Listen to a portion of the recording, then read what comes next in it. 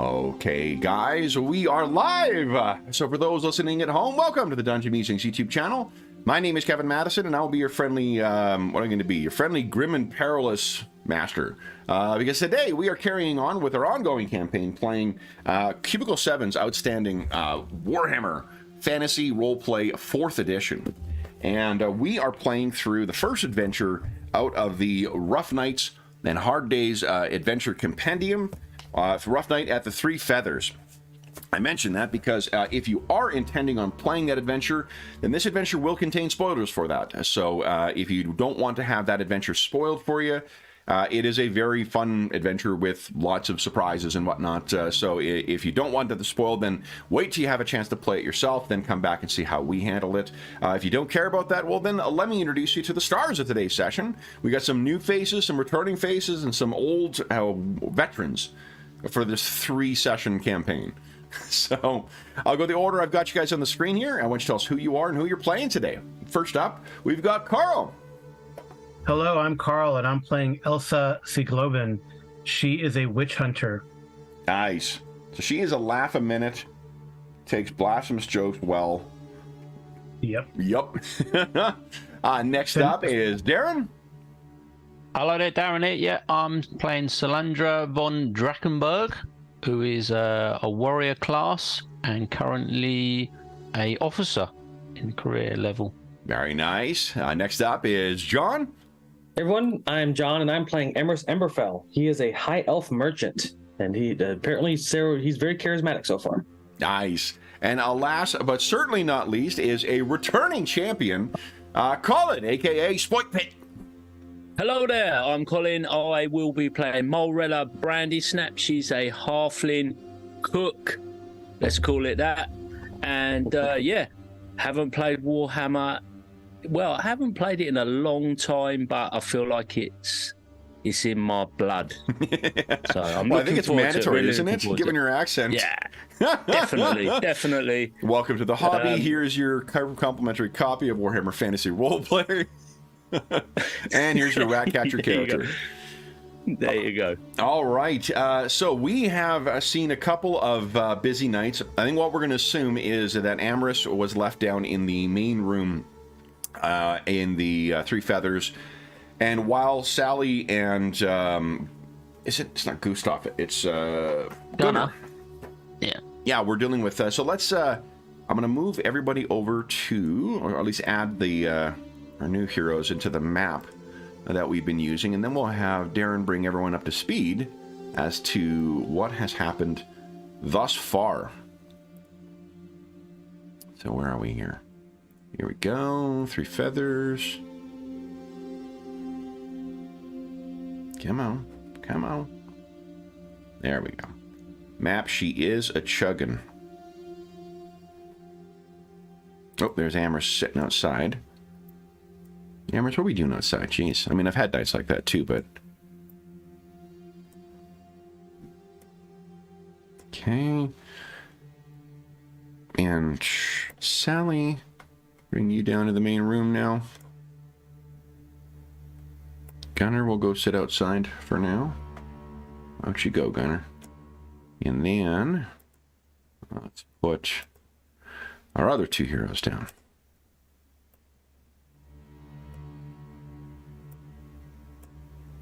I'm just going to rename your tokens to be a little shorter. There we go. Malay. And Elsa.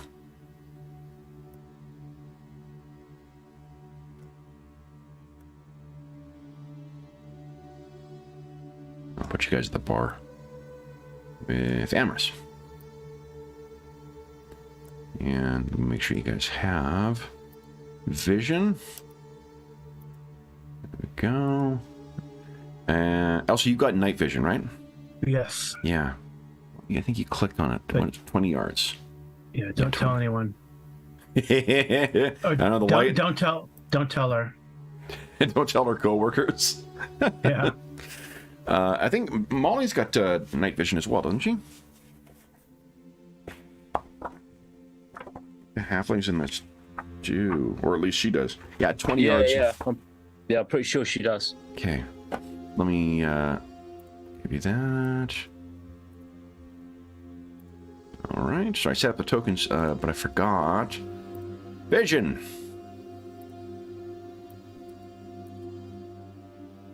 There we are. All right. Yes, yes. Let me bring you over here.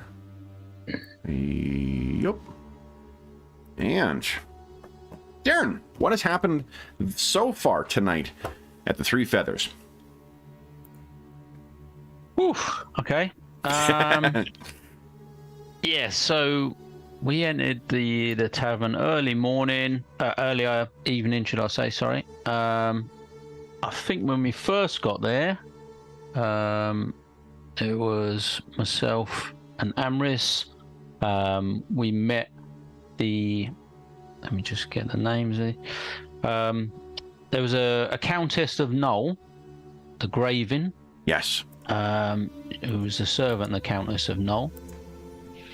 And everyone was quite stricken by her, and she was drawing a lot of attention. But soon after, her and most of her group went upstairs to their rooms. But her champion, by the name of Bruno, I believe, was left. He was challenging all sorts of people in the bar to arm wrestles at one of the tables, making a scene and lots of noise. So he was there. He's the champion for the Countess because she's been challenged, or she's been accused, should I say, of being involved in a murder, I believe. Yeah, witchcraft and poisoning. So she's on journey to a city to the north. Camperbad. Yeah. So Bruno is her champion. Later in the night, he was sort of told off by one of the servants and sent back to bed, and then he crept back down. So he's been quite entertaining, having arm wrestles with many people. Mm-hmm. We had a small halfling by the name of Seedling, is it? Yes. Who was taking up a position at one of the tables and playing cards, again with all sorts of people. Mm-hmm. Various people have had a flutter with the cards. To varying degrees of success, I'd say. Yeah, I think Amris came out at least even or slightly up, so did quite well on the cards. Yeah. There was a thief that I have a grudge against. Yeah, Shifty. I don't know what you're talking about. We still haven't worked out if that's a gnome or a halfling, because they're very similar heights. But allegedly he stole from Amris. I believe what I believe. And definitely Shifty. We also had 3 scholars who came into the bar. This is all happened over the time of the evening. Kept themselves to themselves pretty much. Amris did try and communicate with them, but they sort of shut down the conversation fairly quickly. Didn't seem too interested in having a conversation, but obviously educated folk. The priests of Moor, they also came into the bar with a coffin, as you do. Yeah.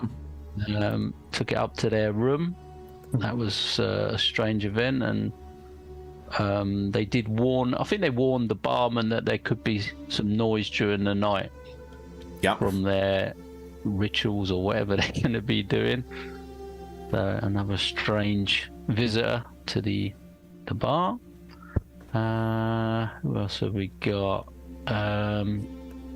Later in the evening, we had another visitor, Ursula.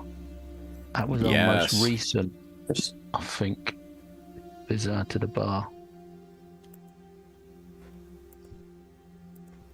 Actually, I think I can rename. You've met her now.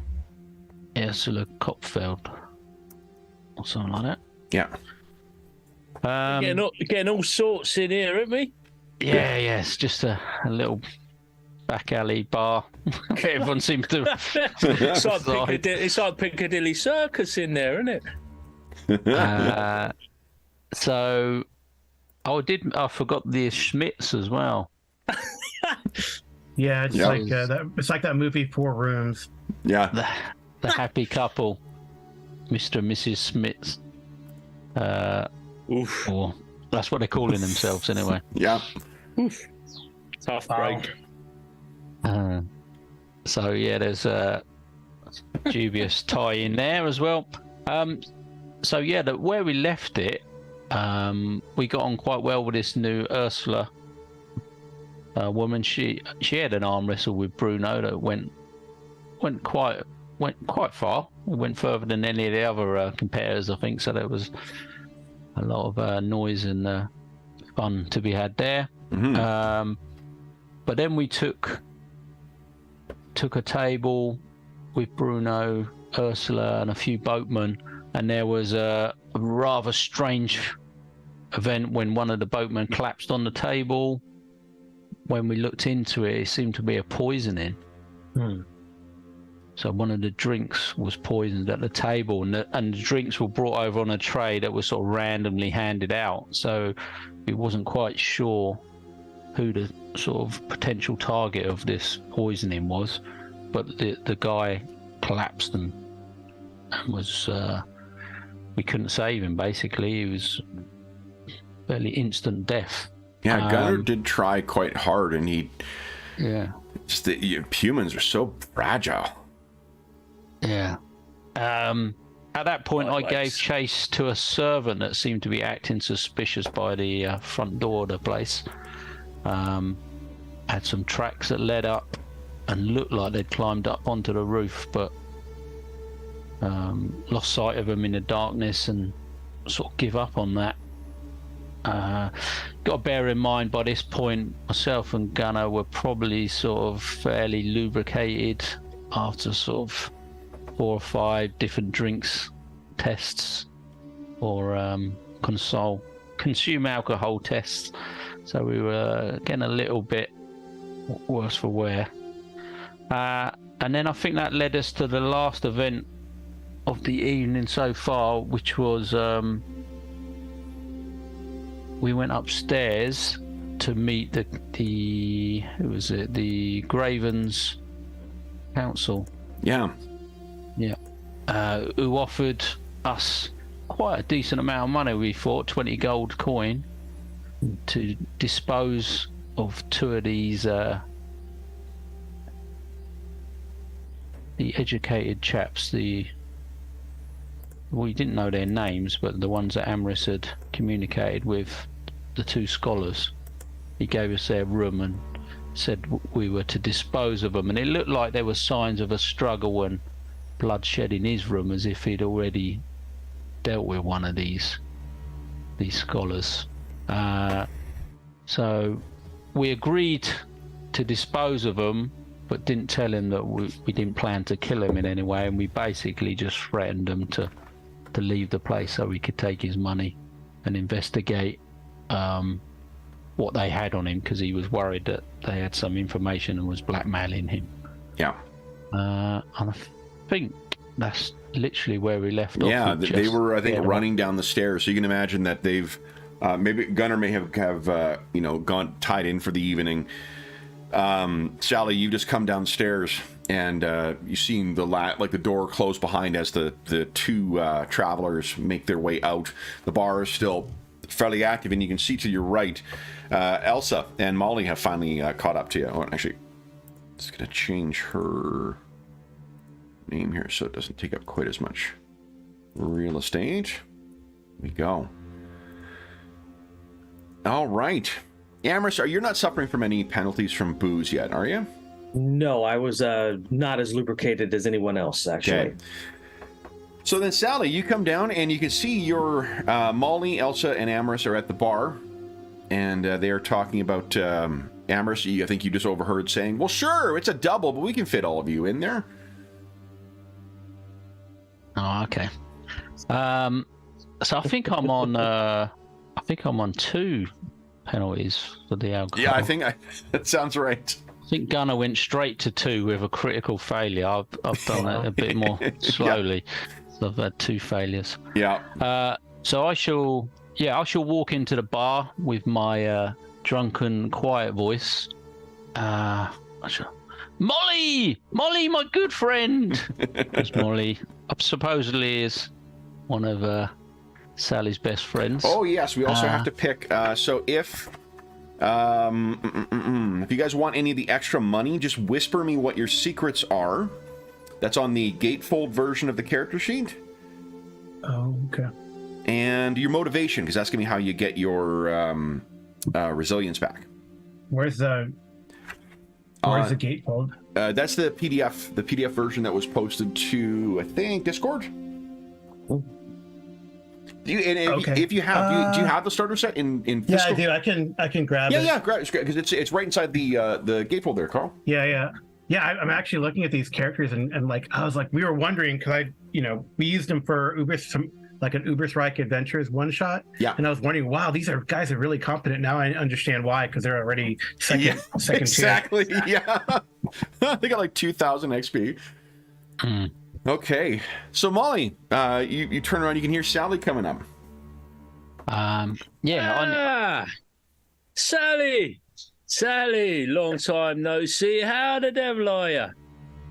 Shh, I'm doing a job. And I'll sort of wave Molly over. So did those people actually, those strange folks actually, would Elsie have seen those people run out the door? She would have, but I mean, like, they would look no different than anyone else wandering around. There's already, so thus far tonight, been a murder. There's been, we lost Colin in roll 20. And he's out of the... No, he's in the... Yeah, he's in the... okay, he's there. Chat, yeah. Weird. Well, it could have been hitting a browser or something like that. So, also, I don't think... Well, let's do this. Why don't you give us a perception check? We'll see what... and just an average, not... a challenging. No modifier.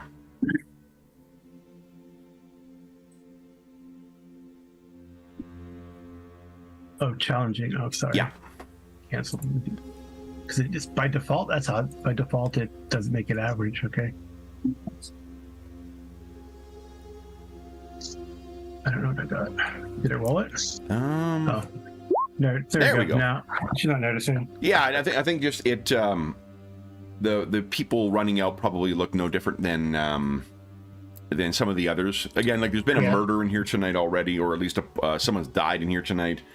So it doesn't stand out to you, or it could be that Sally just has your full attention. Colin, can you hear us? You're muted. I can hear you. Was I seeing if Colin, he's muted in...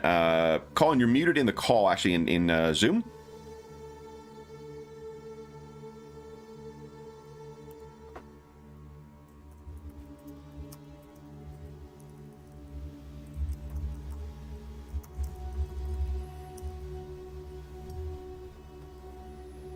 Here, I think I can... Wouldn't be a good session without technical difficulties. Well, this is where it just gives us an opportunity to toast Mo. Because that was Mo regularly had audio Can you hear me, issues. Kev? I can, Colin. Perfect. Okay, let me hit... I'm going to hit refresh or reconnect on my side. Let's see if I can get Colin's picture back. I got everybody. Perfect. All right.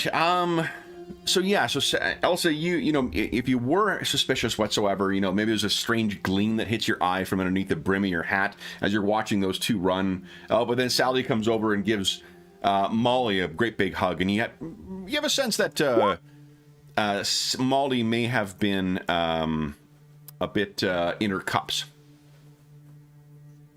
Typical. Okay. Yep. Yeah, these secrets are tough. Okay. And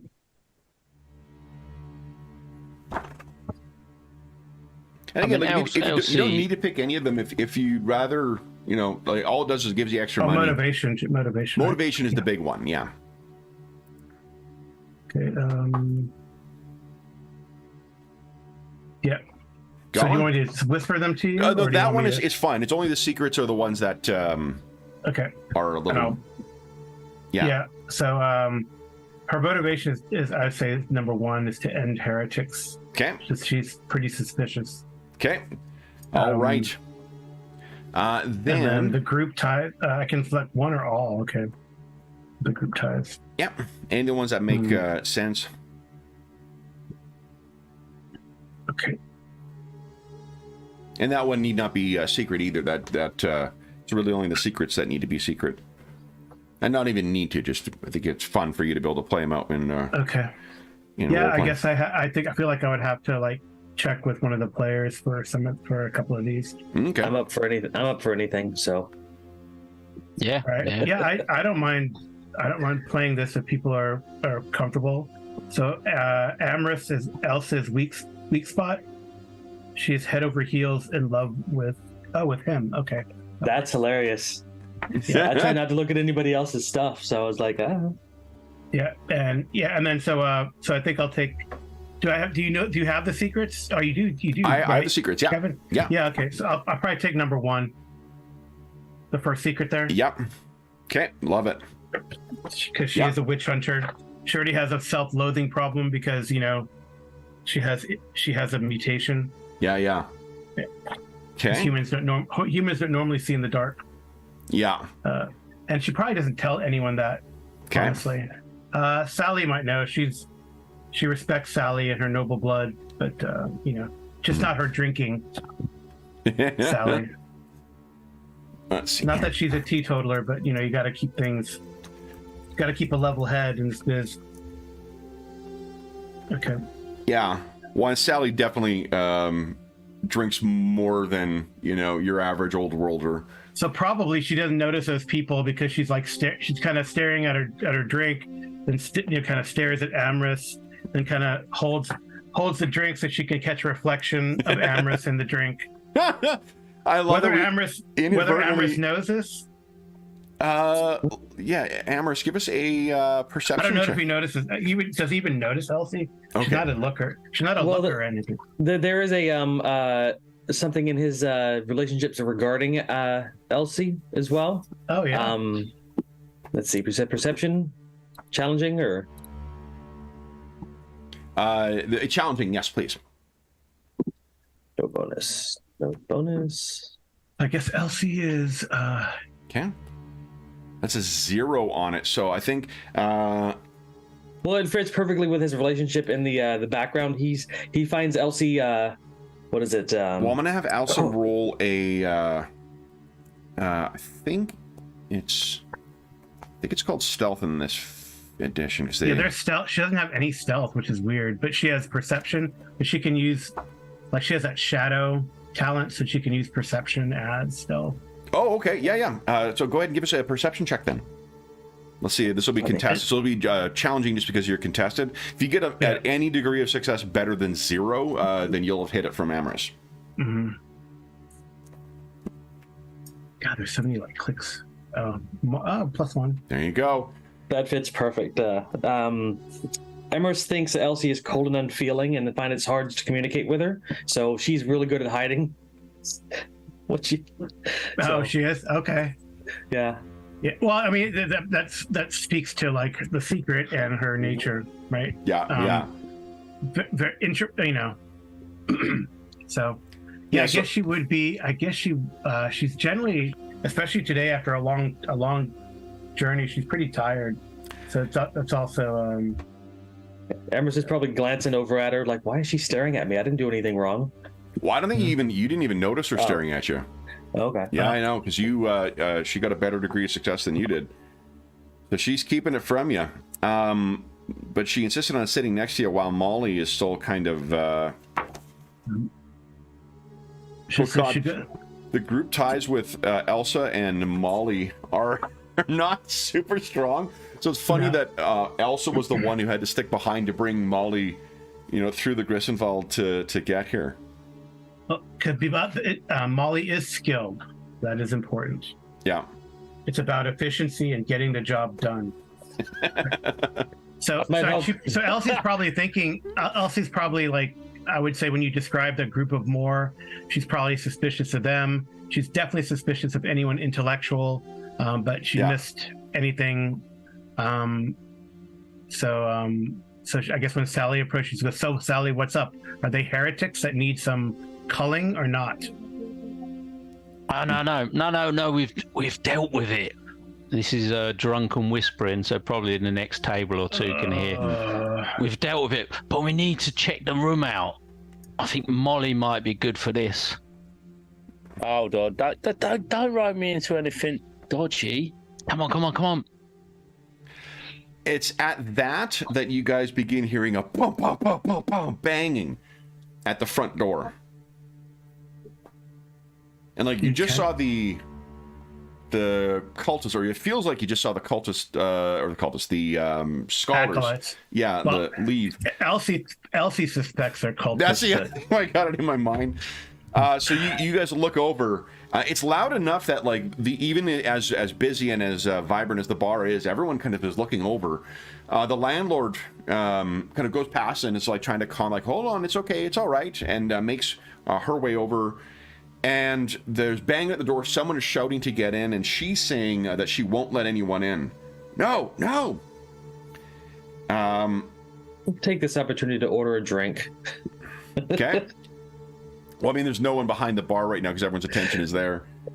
I'll reach over and grab one then. Okay. Give us let's see here. I think that is there thievery? Am I?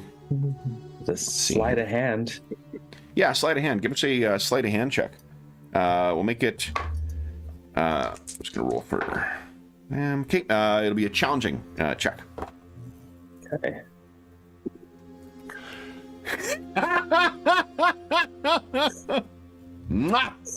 Now you could spend your 1 point. I think this isn't like Savage Worlds where you can't re-roll a crit fail. I think you can re-roll crit fails in this. Yeah. You can. Yeah, but you've only got the 1 fortune. Yeah. Yeah, no, I'm gonna live with whatever it is. So maybe he overcompensates and falls behind the bar. Oh no, you're going to be caught because what your goal was to try and not steal, was to try and steal something. Okay. So, Well, are you 100% sure you don't want to respend that? Sure, I'll spend it. Could just put some money down after I get it, but... Well, that's not generally how they treat thieves in here. All right, so you are able to get your drink. I think what happens is you're reaching over, and then out of the corner of your eye, you see that someone has, looked over at you, and you have you kind of lean on your hand as if you're just getting more comfortable across the bar, and then quickly, when they look away, grab the drink. So why don't you give us a consume alcohol check? See how first you're time there it is. Oh man, that's bad. Oh, and it's weak beer though, so I think you get it's an average chest. It's plus 20. Yeah, we've been doing average. Yeah. No. All right, so Amherst, that was the one you needed.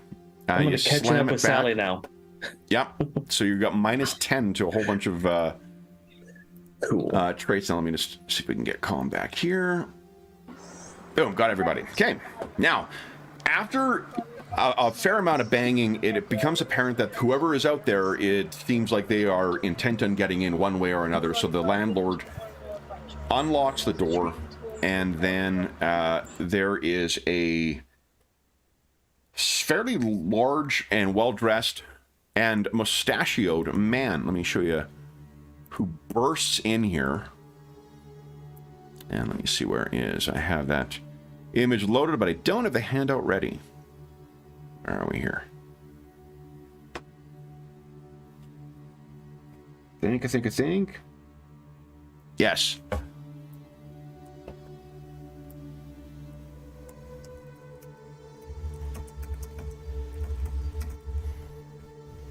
So here is the man who is in the lead there. Pushes his way in. And he is accompanied, as angry, drunk, rich men are wont to do, No, a relative of yours there, Kev, is he? He looks I see a little likeness. Let's see here. He's accompanied by hired thugs. So, door bursts open, and he immediately starts demanding to know what room Friedrich von Viefauker is staying in. Now, that is a name that you guys have not heard thus far. I know he's here. Where is he? Viefauker! Viefauker! He's crying out. The landlord tries to mollify him and saying, like, there's no one of that name that's staying here. Then he turns and, slurring his words, points outside into the rain towards the river. Well, his barge is outside, so we'll just have to look upstairs, won't we? Gentlemen! And he turns, and let me put some tokens down here. I believe I got these. Let's see here. There's that. There we go. Wondering if we're going to get a show with Bruno knocking some teeth out. Some thugs here. Let's see here. There's one thing that, boy, oh boy, these pre-made modules are fantastic. The decision to continually give players the right to see and edit NPC tokens is baffling to me. I don't know why they have that as the default. It should just be see, not edit. And they do this on across the different what do you call it? The different games. All the modules I've purchased have the exact same freaking issue. Strange choice. Well, you'll be all right if they're joining on a Mac, Kev, because I can't do anything. So I'm gonna have to get my brother to move my token, if that's all right. Oh, of course, yeah. And this is not really a tactically heavy game. All right. Well, if it all kicks off, that's the plan. That's the plan. Hide, behind your brother. That sounds a prudent choice. I'm just going to jump over the bar anyway and wait for it to end. That sounds about right. All right, here we go, and I think that's right. Where are you here? So they don't have any security? No, they don't. Well, this place it's a roadside inn, a roadside tavern, along the river in the middle of the Grissenwald. So it gets a fair amount of traffic, but the amount of people who stay here regularly, I think there's enough. And let me just put maybe his last name in here. Bromhandler. That'll be sufficient. All right, so he sort of shoves the landlady aside. Whoa. And then decides, she staggers back, kind of hits the table where Seedling and the that little other halfling or gnome or whatever is playing, and they're starting to push their way through the crowd and having up towards the thing. Pramhandler is screaming out, Pfefferauker! Pfefferauker! The entire time. What would you guys like to do, if anything? Brawl is very quickly starting to kick off in here, because these thugs and this guy are not being gentle with the people they are pushing aside. I don't know if it'll work, but Elsie looks at Sally and says, "Should we get involved?" He's treating these women with disrespect. Of course we should get involved. All right, so Elsie's gonna step up. Yeah, come on, Sally. You're not going to put up with that, are you? She's going to move in front of him. Of course not. She's going to move in front of him and say, "Sir, let me see some." She goes, "Sir, you are drunk. While that is not akin to witchcraft, I would suggest you stand down." And she kind of points to her hat, and as like a symbol of authority, because witch hunters have a distinct hat. Okay. And she goes, "Do not make me accuse your drunkenness of witchcraft." So why don't you give us an intimidation check? Yeah, yeah. I'm gonna make a. He's getting a bonus because he is pretty fucking hammered. Yeah. Hey Kev, is there any kind of assist with that? Can I be like pointing at the hat as well? Like, go, yeah, look at that hat. Yeah, you can. What that'll give they is didn't take our weapons or anything away, did they? Like, no, not at all. Okay. No. So then, what you can do, Carl, is actually you get plus challenging? 10. Okay. Plus 10. So I think I can't remember whatever the step down from challenging is. Submit. I guess target bonus. I put a 10 then. Yes. Yeah. So it'll be average. Yeah, challenging with plus 10. And remember, don't put the plus symbol in, just the 10. Yeah. Oh. Let's see. I think that works. Oh. No. Okay. I think I will use a fortune. You go right ahead. So. Yeah. Oh well. Shoot. Let's see if this works. If not, well. Did I put that in? Yeah. Your bonus was in 55. Last time. Yeah. So let's see. If you reroll, come on. Submit. So it says input. Is input value is where I put the bonus, or is that? Yes, I think that's 10. 10. Okay. Because there's an SL bonus too, but I guess that's different. Yeah. Right. The SL bonus is what goes to your to the degree. To a fight. Yeah, we're getting to a fight. So I think you gesture to it, and Maldi is like, yeah, and hits it. Your hat kind of slides back off the back of your head. Mm-hmm. So he is not scared whatsoever. He's like, get out of my way, you bitch. Oh. And he is going to try and shove past. Sally, would you like to do anything? I'm going to try and trip him up. Okay. At this point. Make him look like the fool he is. So it'll be unarmed. So what is it? Your what do you call it? Weapon skill, whatever the skill is, melee. Yeah, I think it's melee. If you have brawling, if not, it's your weapon skill. Yeah, melee. Oh, it's base. Is it basic? Brawling, yeah. Because you know the weapon out. No. So let's see here, and for him, ooh. So it'll be a challenging task for you, Sally. Yeah. Challenging, yeah. Now, what penalties am I on? Oof. I think I'm on minus 20 at the moment. Because of my drunkenness.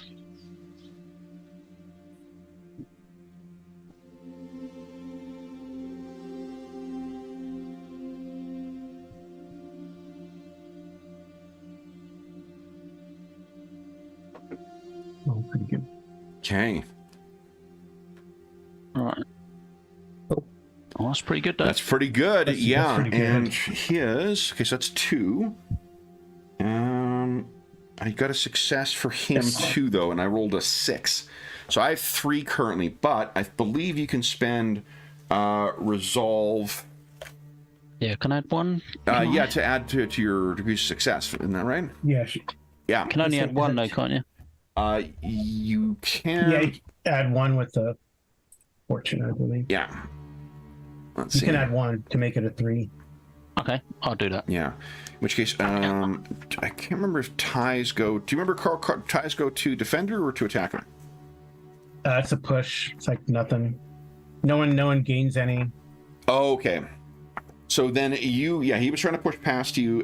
You're sort of jostling back and forth, and he's not able to get by, which means we get to drop into initiative. So if everyone, let me just remove all existing turns on here. Ooh, first battle. Yes. Yeah. Second, technically. Horrible for me. So here we go. I believe if you click on your token, and here, I'll do it for you, Molly. If you click on your token, I believe there's an initiative button that'll just add you to the sheet. Yeah, I guess we use our cool in this case. No, well, under combat. combat, yeah, there's an initiative button. Yeah, there's an initiative button, so it'll just add you right in there. It should just add you in, yeah. Yeah. There it is. Oh, there it is. Under the controls. Yeah. Okay. Just need to add Ram Handler in here. I think it's a static value anyway, isn't it? Yeah. Yeah, it's 15. So it's not a roll, it's just Add you. No. Yeah. And then the bugs here.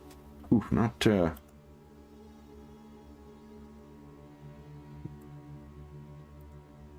which I think that's wrong for him. Nope, there we go.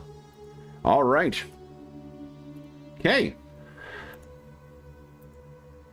So, Amris, you are up first. It looks like things are about to kick off here. Those thugs have already, you can see on their hand, they've got knuckle dusters.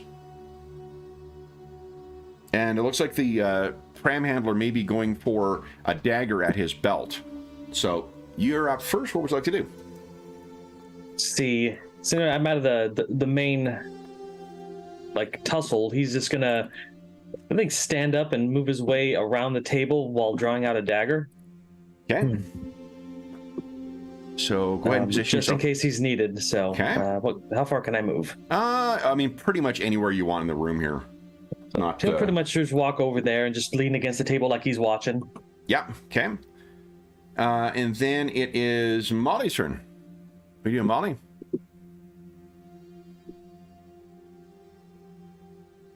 I think Molly's gonna make her way over to the fireplace there. Okay. To here. Oh yeah. Just gonna kind of scamper over there. Let me see how much. It is a good question. What is your move characteristic? Good question. For you know, I got the character sheet right here. I can tell you. Mine's 5. Yeah, so I'm curious if Molly, because she's smaller, has. I think it is less.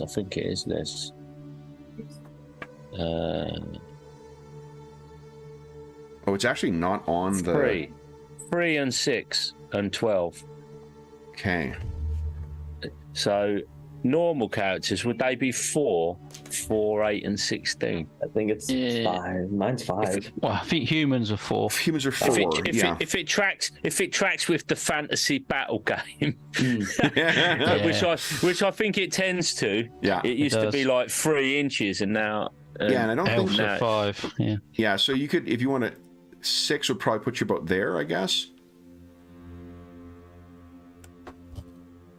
If you're running. There you go, running. You can choose to sprint. It requires an average athletics test, and you sprint equal to your run movement, so 6 plus your success level in yards. Are you able to access your character sheet, Colin, or you want? Yeah, all I've got is the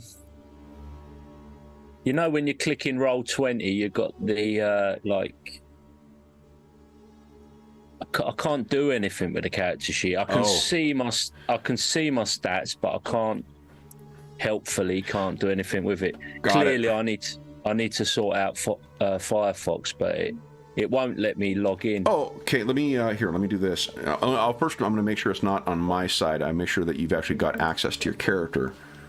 If you can see the character sheet, that shouldn't be an issue. Yeah, no. Yeah, so you know the thing where you can click on chat or information or settings and all that. I can click on I can see all my stats. Yeah, movement is like normally 4, and 1 movement equals 2 yards. Okay, so and unless you're a mutant or something that has bonuses or large creatures faster. Yeah, so you can run 12. Oh, yeah. I think I rolled 20. So 24 yards. Mm-hmm. There we go. Okay, so I'm just going to make an athletics check for you here, Sally. Okay. And more Molly. Yeah. Here we go. And that is nice. So you can move 18 yards this round as you're racing around. Over tables, under stools. Yeah. Okay. So you go scampering over there and have no difficulty. Next up is the thugs. Well, one of them is going to try and push past here. Whoops, I'm gonna. So I've done the try to move a token with the measuring tool for the session, so nobody else needs to meet that done quality. that twice. No, have you? Yeah. All right, Sally. This thug is coming forward and is going to try and wallop you. So this will be a contested weapon skill or a melee brawling. I've just got the basic. Yeah. 4 degrees of success on this. So it's challenging. I've still got -20. Okay. Remember, you can't spend a point of resilience to ignore that for not only this round, but in all of next round, if you choose. This round and next round.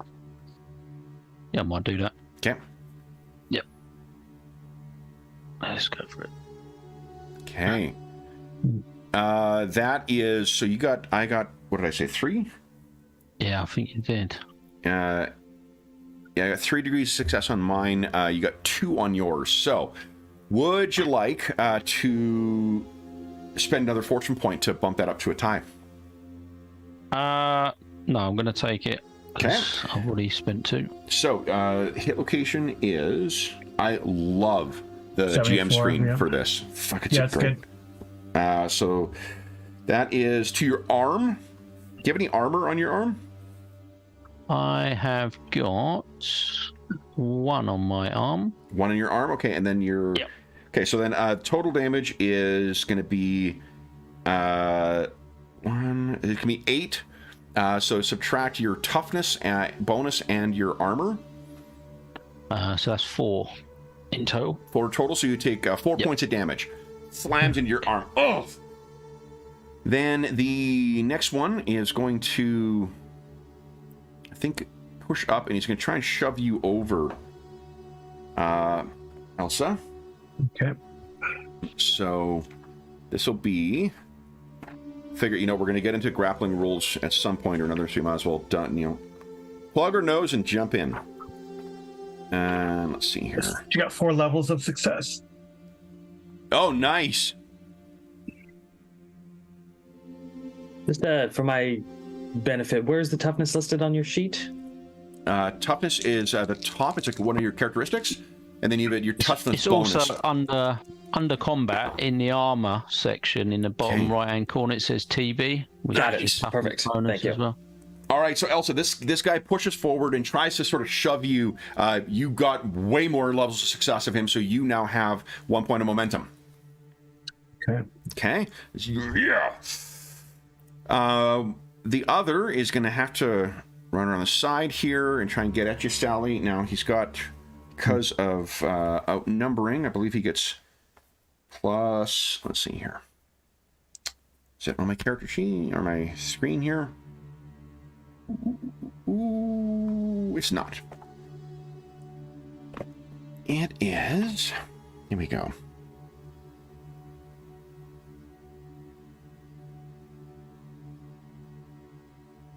Outnumber is plus 20. Right. Yep. Okay. Sally, would you give us another brawling check, please? Melee brawling. Yeah. Okay. Ouch. Fortunately, your degrees of success are less than his. I got -2 on mine, so he comes in and you're able to keep him to the side. Wait, I got plus 20. So it is a tie once again. So no one gets up, no one gets down.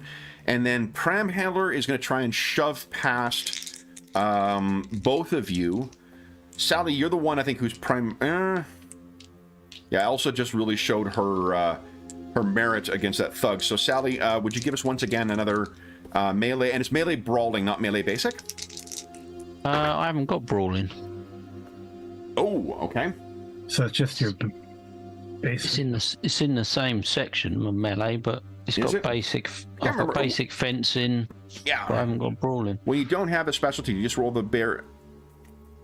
Yeah, you just roll the weapon. Really Skill? basic.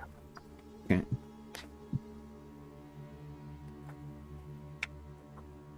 Yeah, I think brawling just gives you a bonus to the basic, doesn't it?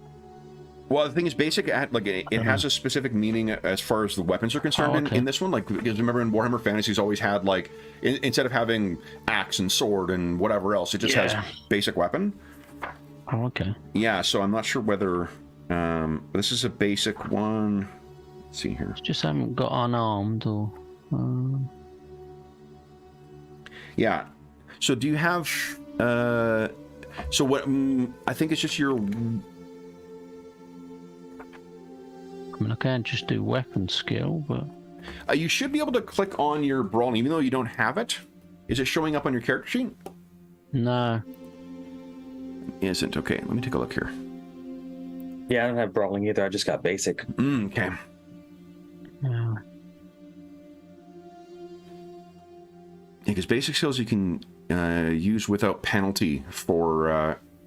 The reason you don't want to use it's a bit of a confusing nomenclature because basic is both referring to a type of skill and it's also referring to the type of weapon.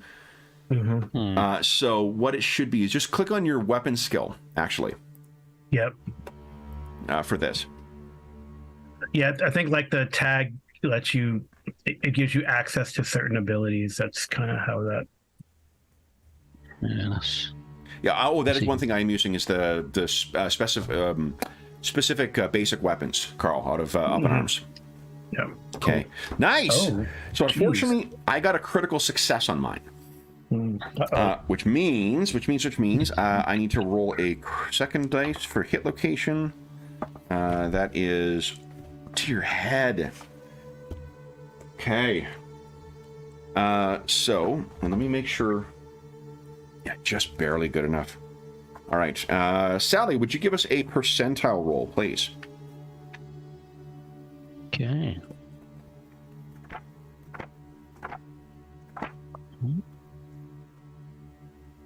Okay. Oh no. Uh-oh.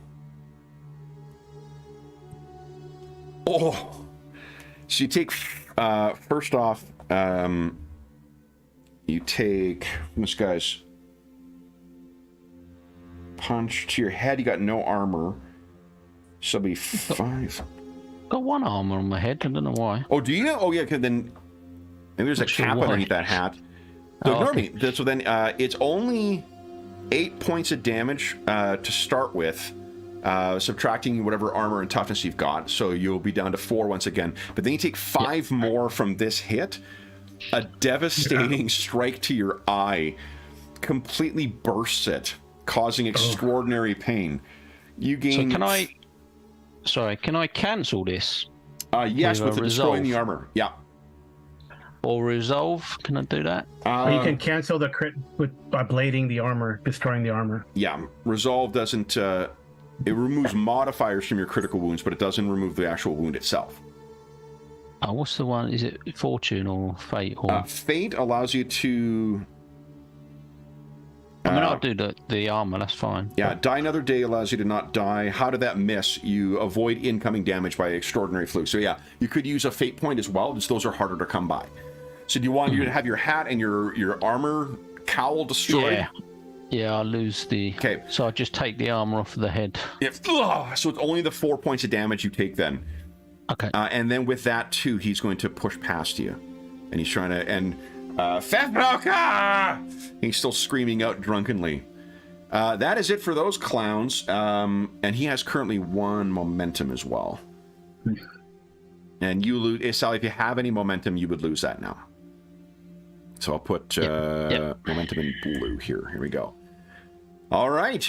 Then it is Sally's turn. So he just ruined your frickin' hat. Do you want us to put momentum or? No, you guys can. No. I'm just doing it so that you know. You can if you like. I mean, that'll help me to remember who's got one. Yeah, it helps me so I don't have to look on it. No problem. I put on the character sheet. I think the advantage button on the combat tab. Yeah, there's one on there. There is one on there, but it doesn't automatically calculate. Oh, it doesn't. Okay. Yeah, I don't know if we tried it. Okay. Yeah, so he's got past. I've seen who's drawn the daggers. Pram Handler. Amherst drew his dagger, but yeah. What do you call it? Knuckle dusters.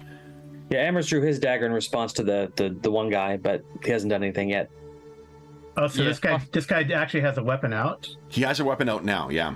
Oh, okay. Yeah, I think that's going to be enough to make Sally want to chase after him. Okay. And draw a dagger. Okay. So let's see here. Pretty bad. I think we'll. So you can get. So let's say you can get your dagger out without. If you want to attack, that's just a basic melee. And I think you might have a weapon on the character sheet already. Yeah, so I've got a dagger on there for that. Okay. Yeah. So let me roll for his defense. I failed by 2. Okay. No, nice. Oof. Oh, I failed by 1 because I've got advantage. Oh, you want to fortune I think that? I'm going to re-roll that one. Okay. Yeah. Let's have another. Break your hat and break your dagger. Oh man. No, but the thing is, you only fail by 1. It's comparative. You don't need to succeed in this. So you actually did. I failed by 1.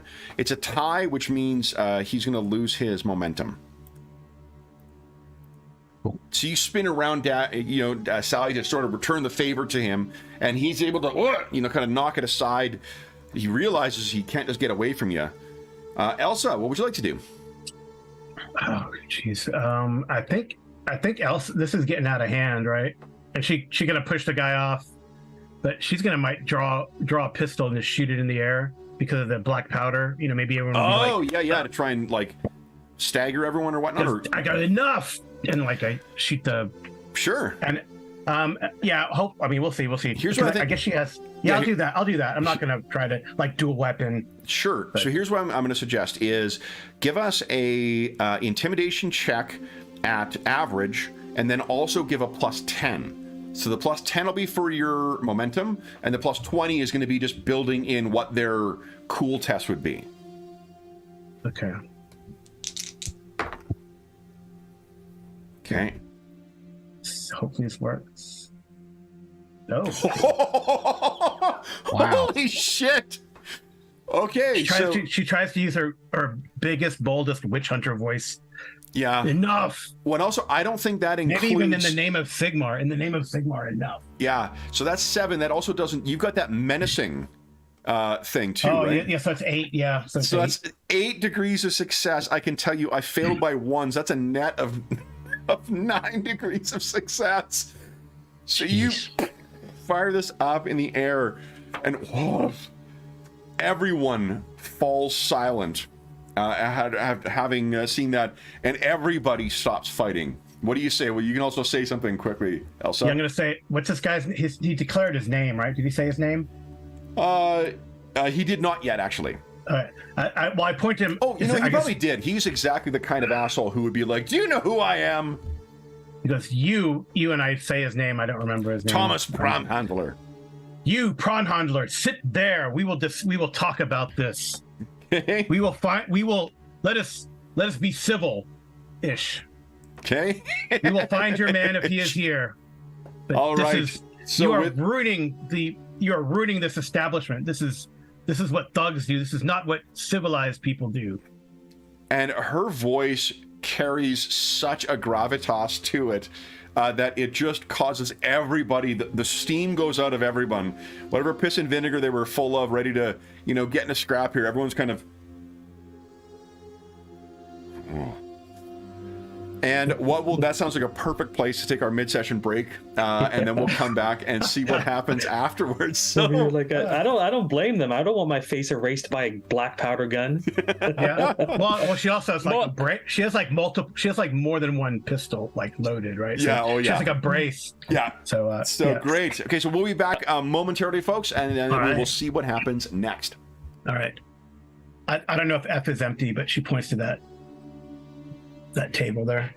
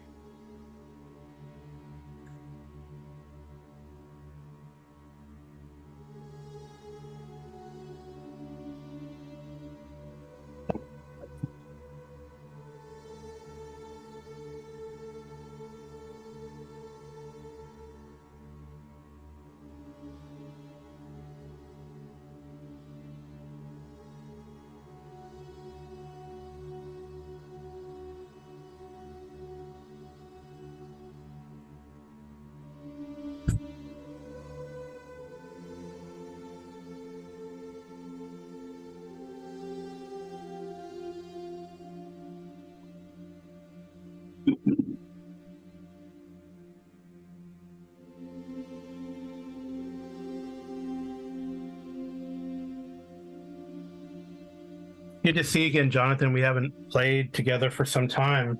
I know, it's like a hit and miss kind of thing. Yeah. Well, I'm glad that worked. This is gonna get rough. I was worried about Sally there for a second. Yeah, Like, I know. I got a healing potion, but Yeah, do you have like medical skill? We could try to like patch her up, I guess. I think I've just got emergency healing potion. Oh, okay. I don't.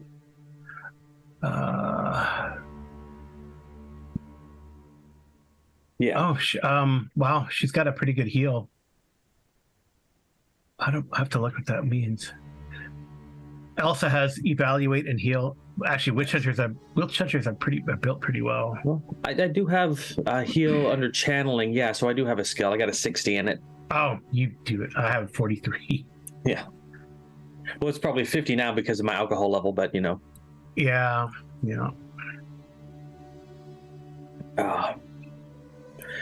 So far, what I've seen about this game, I like. So. Oh, it's fantastic. That's why we've been playing this Enemy Within. So we're about to start book 4 of 5.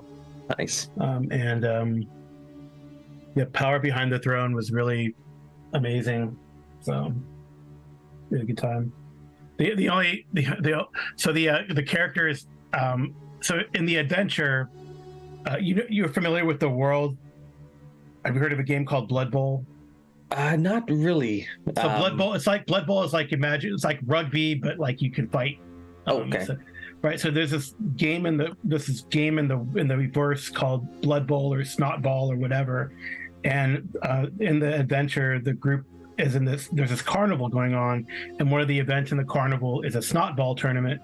For whoever wins gets to go to the nationals or whatever, right?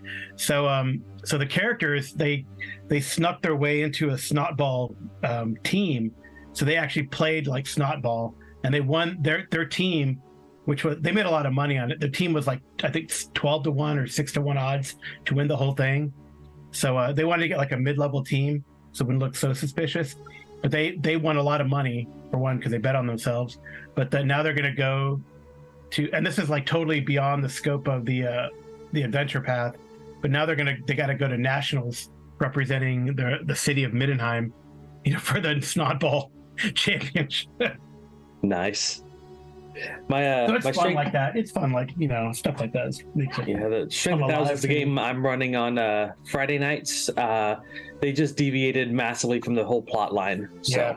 That's the one in the Mwangi Expanse with the school, right? Mm-hmm. And we're in book 5 now. Oh wow, that's awesome. It is an amazing game. So the starter set is really good. That's where all these characters are, and it's got a fun set of a pretty good mini campaign in it. Yeah. So I'm gonna run Savage Worlds next for my home game just because I've had a lot of fun with it. Yeah. And then I might branch off into this. Yeah. So what Savage Worlds are you gonna run? I'm a little bit torn. I mean, I'm thinking maybe Star Wars or the Superpower Companion. Oh yeah. One of those two. Yeah, they have the Necessary Evil stuff out too, which is kind of cool. I just love how Savage Worlds. If you have all the expansions, you can actually have Jedi in the same world as superheroes. Nice. As long as you can pretty much mix and match the rules to your liking. Yep. So. Yeah, I like Savage Worlds a lot. Yeah. I'm just imagining a flashpoint in a galaxy far, far away. Why is Flash punching Darth Vader? That'd be amazing. Oh, that'd be fun. Just a lot of ideas I'm having. But that Strength of Thousands game. That's cool. I've tweaked it a bit because every game evolves based on the characters within it. Yeah. But yeah, it's great. Yeah, we're actually running Savage Worlds on Sunday morning. My wife and Darren play. We're doing Savage Rifts, so that's been pretty cool. They're pretty powerful characters. So, and then and a Pathfinder. We're starting. I've run Kingmaker in Pathfinder 1, but we're running the Pathfinder or the Kingmaker again. And we're running Abomination Vaults, but it keeps like we haven't even finished the first book. We just kind of get, Isn't that one mostly a dungeon crawl? Yeah. It's not that. It's just that people haven't been able to meet. That. Yeah. So it's.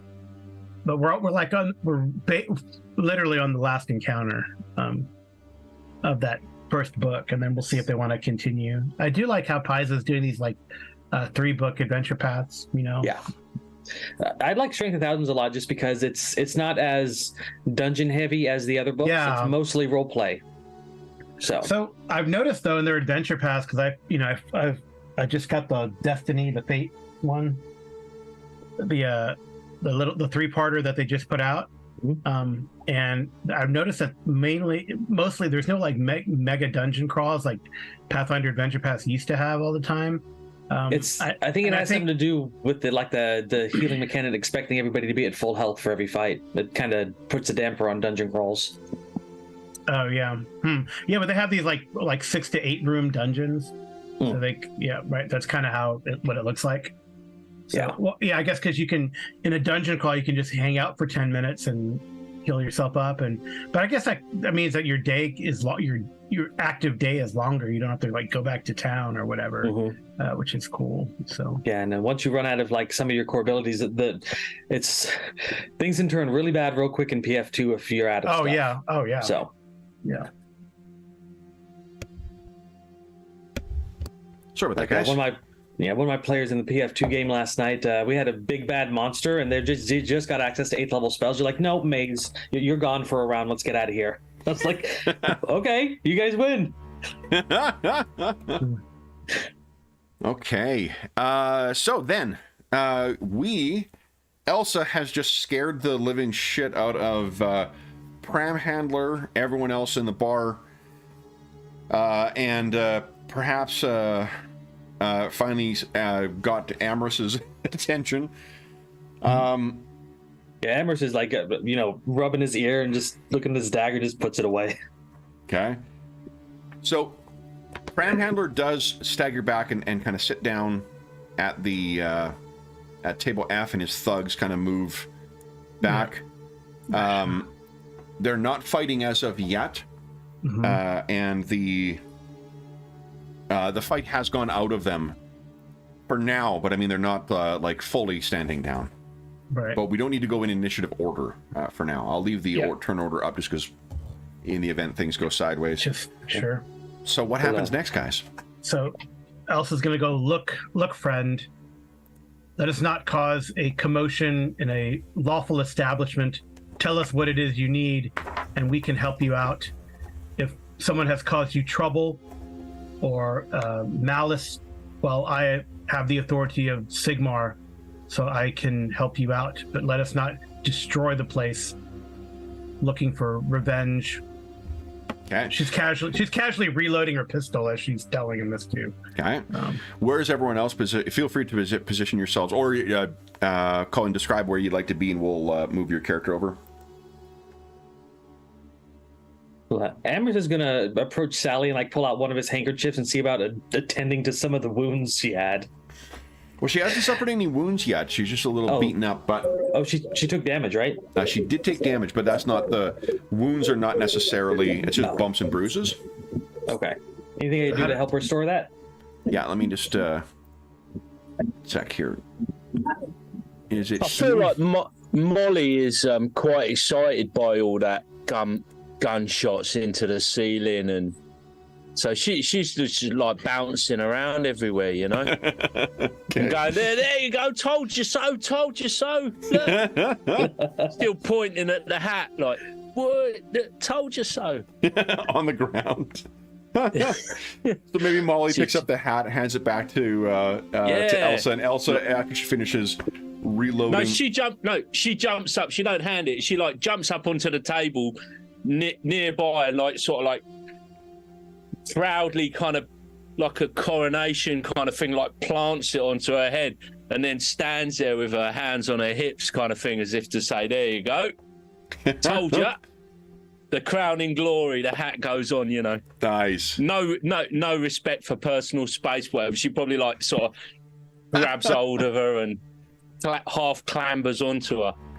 Okay, so Elsa, your hat is back. Now, so this would be Pinches her cheek. There you go. Amherst. It looks like it would be an average test of heal. I think you said you've got heal, right?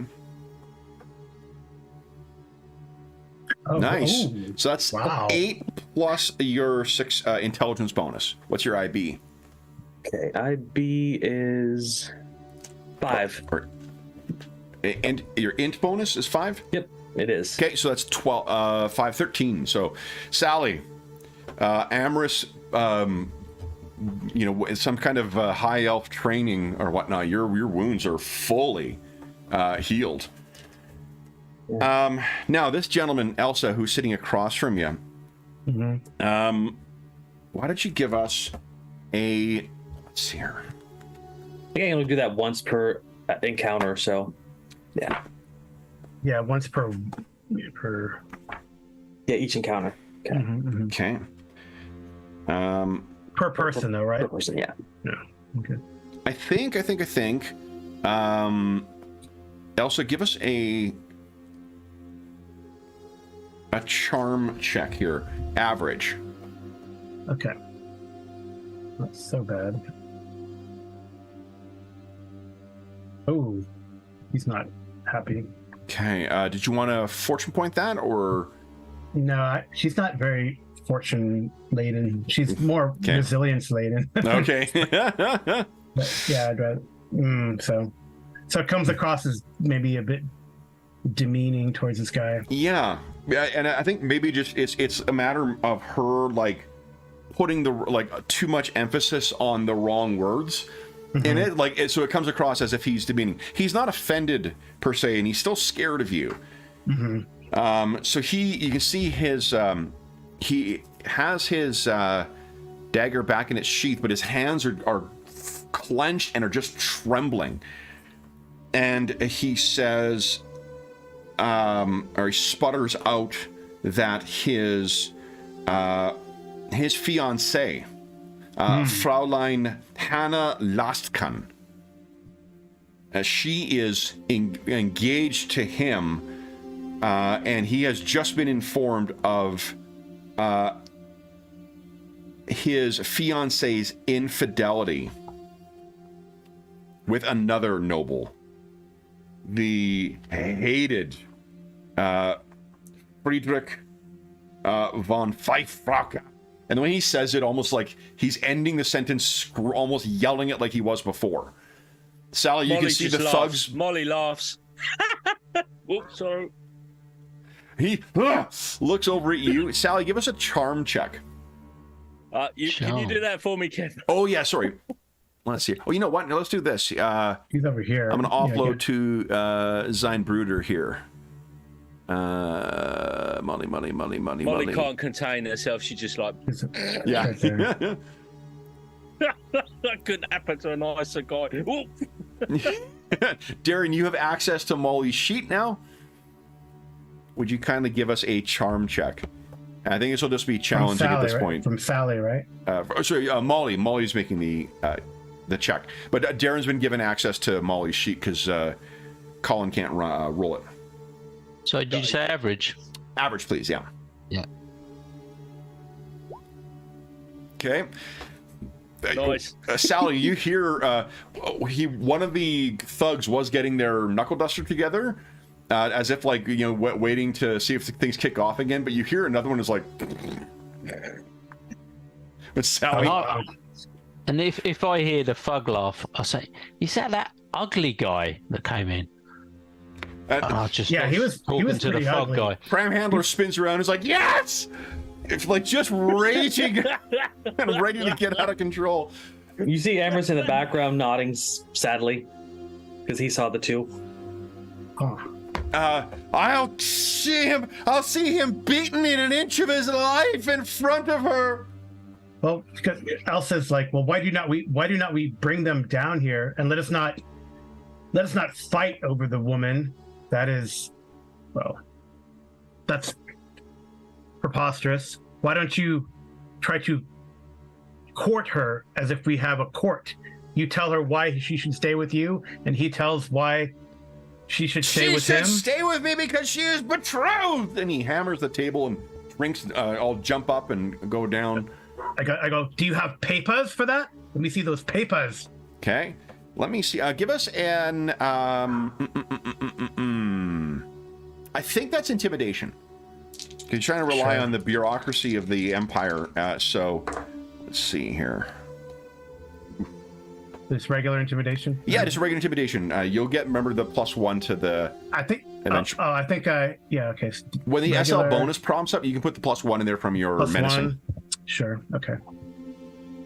Oh. So it's 4. Mm-hmm. Pretty good. No, it's in there. It's 3 actually, because it's in there already. It's SL bonuses. Right, but no, but it's, the success level is 3. It didn't add the SL bonus in for some reason. Oh. Okay. Yeah, I don't know why. It was doing that last time too. Oh yeah, it's weird. Okay. Yeah, you're right. Okay. Yeah. Okay. So that's enough for him, and he sort of he matches your eyes, and says, "Not on me. I did not expect to have to prove my word."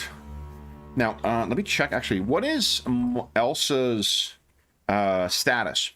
She's like a. Well, oh yeah, that's right. He is a noble, unfortunately. Yeah. So he's so she is witch hunter, silver 3. silver 3. Okay. Because he's gold 1. Yeah. Which means so, but all that means is he's got +1 on for, I think it's +1 for resisting this stuff, which puts you at sort of your at loggerheads. You could spend a fortune point, I guess, to get an extra success to put him over on this.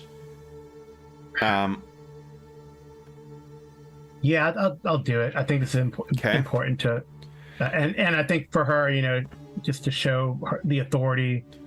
Oh yeah, the authority of the Sigmar and the witch hunters. Well, I think what's happened, even against these nobles. Yeah, and with Molly's having put your hat back on too, there is like your little symbol of Sigmar, the little hammer that's a clasp in your thing. I think the light catches it just perfectly, and with the brim of your hat casting a shadow over your eyes, and then there's that unnatural kind of gleam that is in them too.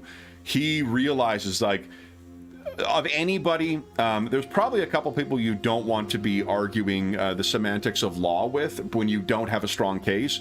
One of those is a witch hunter of Sigmar.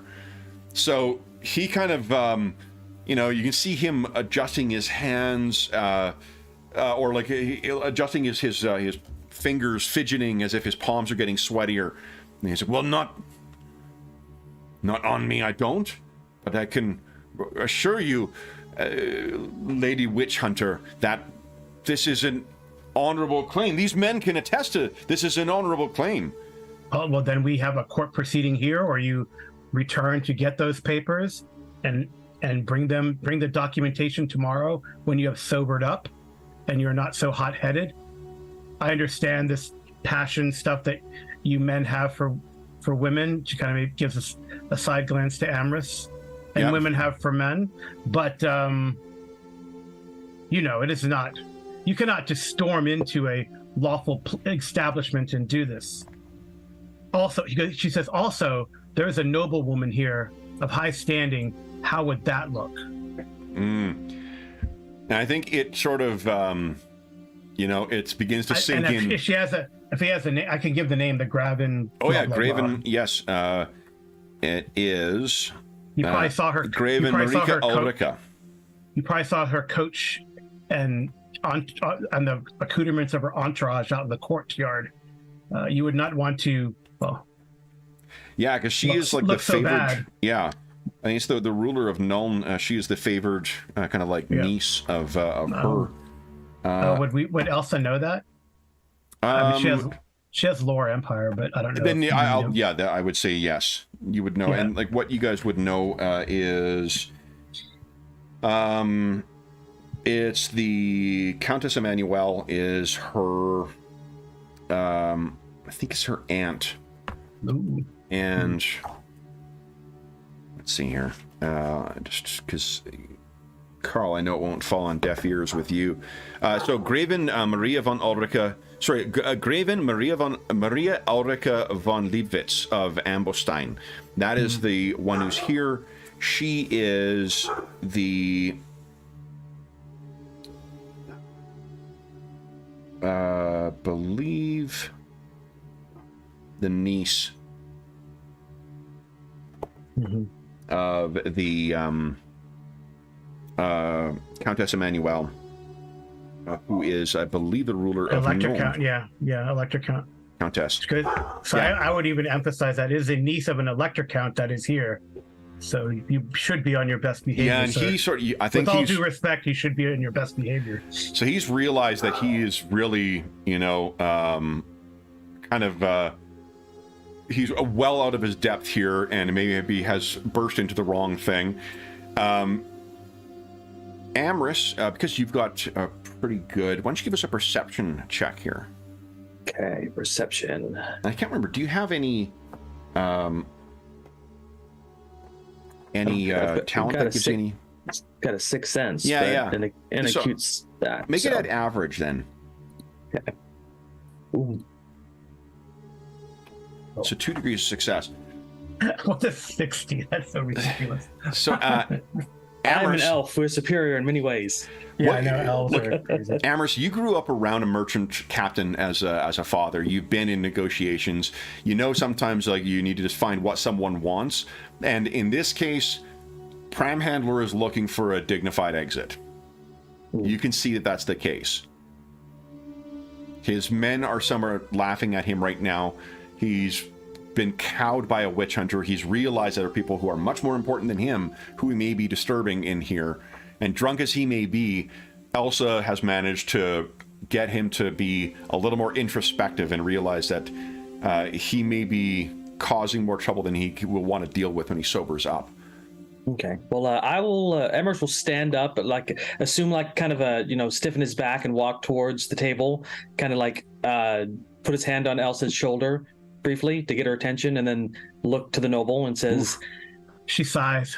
Yeah. He doesn't notice. Did she flush? What? He looks to the noble and says, "No harm done. All bruises have been healed. Perhaps." This would be a good time to make your exit, and we'll see if we can prevent any undue activities above. And he kind of looks at the bullet hole in the ceiling. I'm pretty sure everybody upstairs is wondering what happened.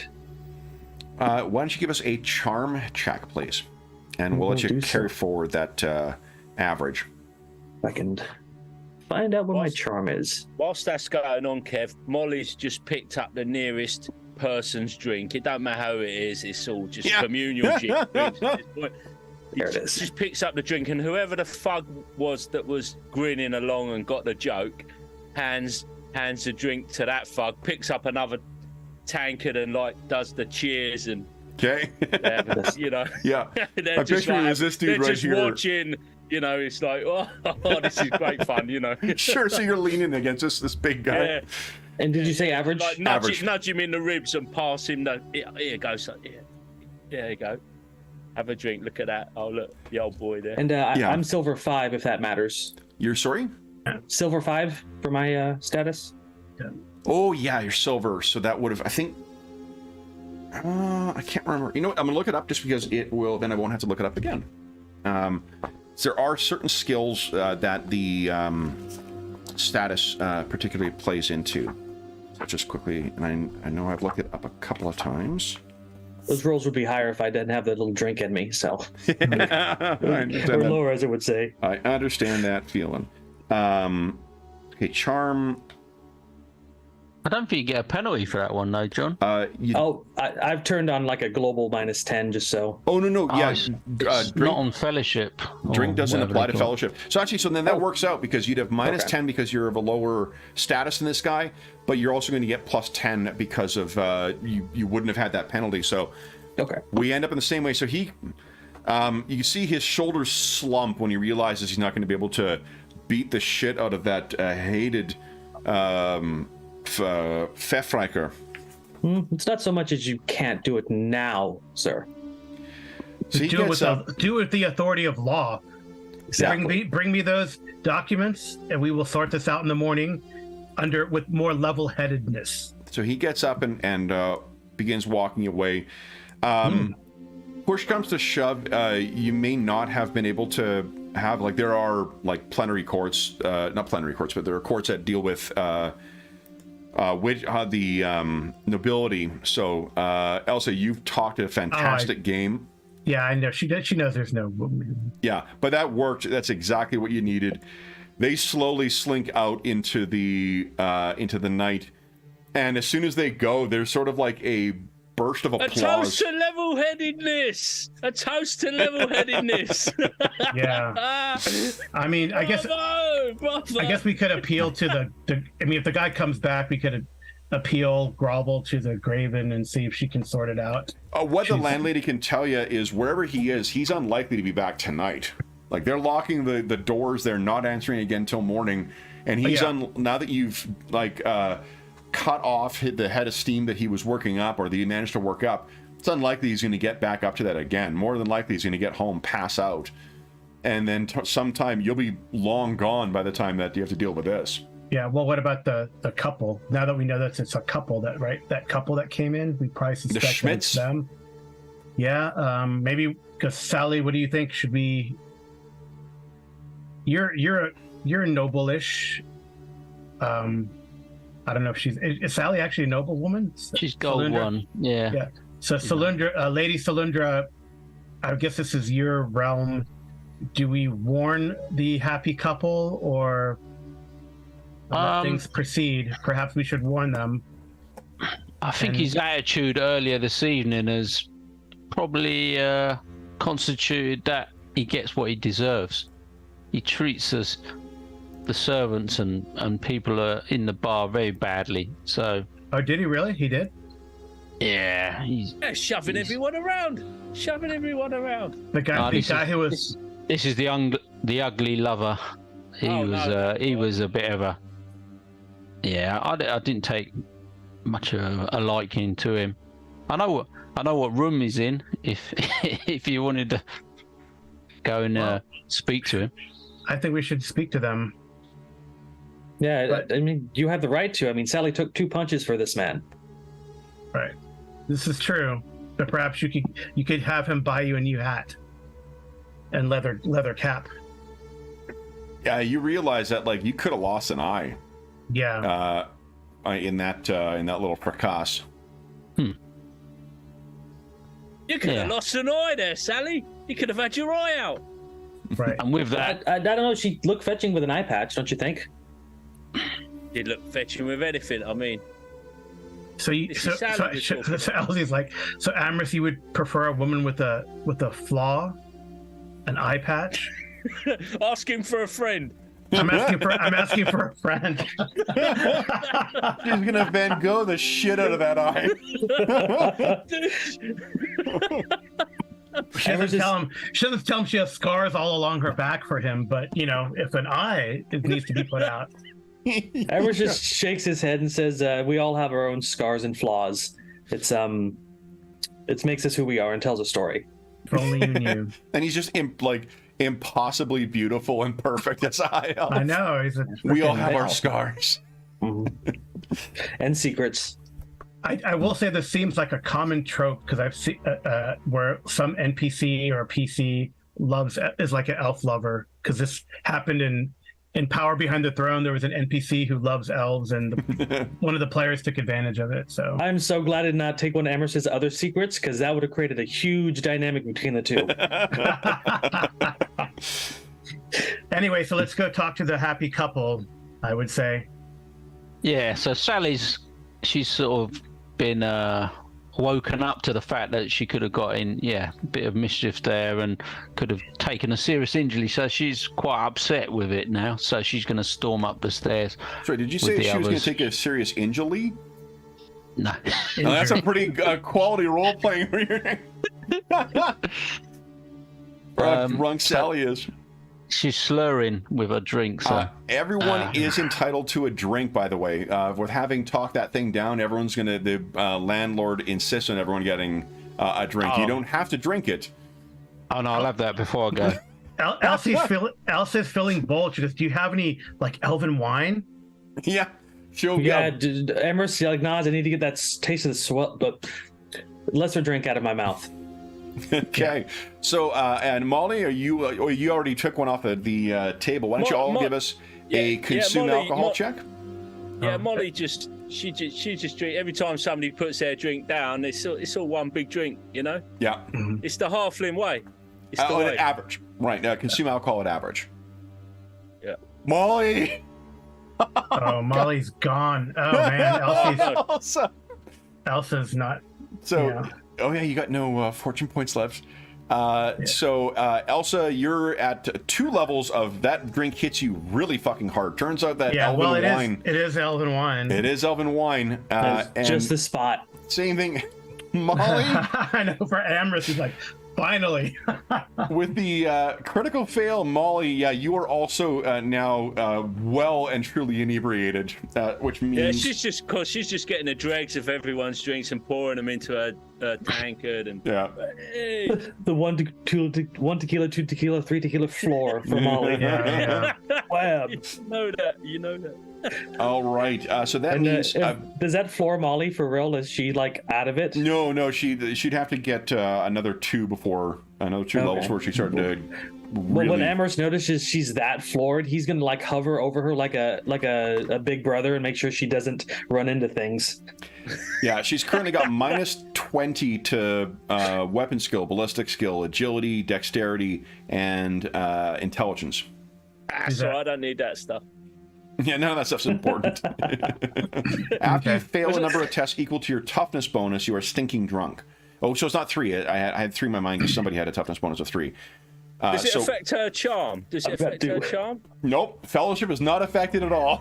There you go. Yeah. The rules for consume alcohol are apparently seen through beer goggles in this. There you go.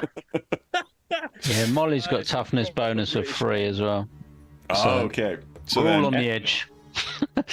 All right. Well, actually, yeah, Molly, you if you want to you've got 3 fortune points that you could spend to re-roll that 100.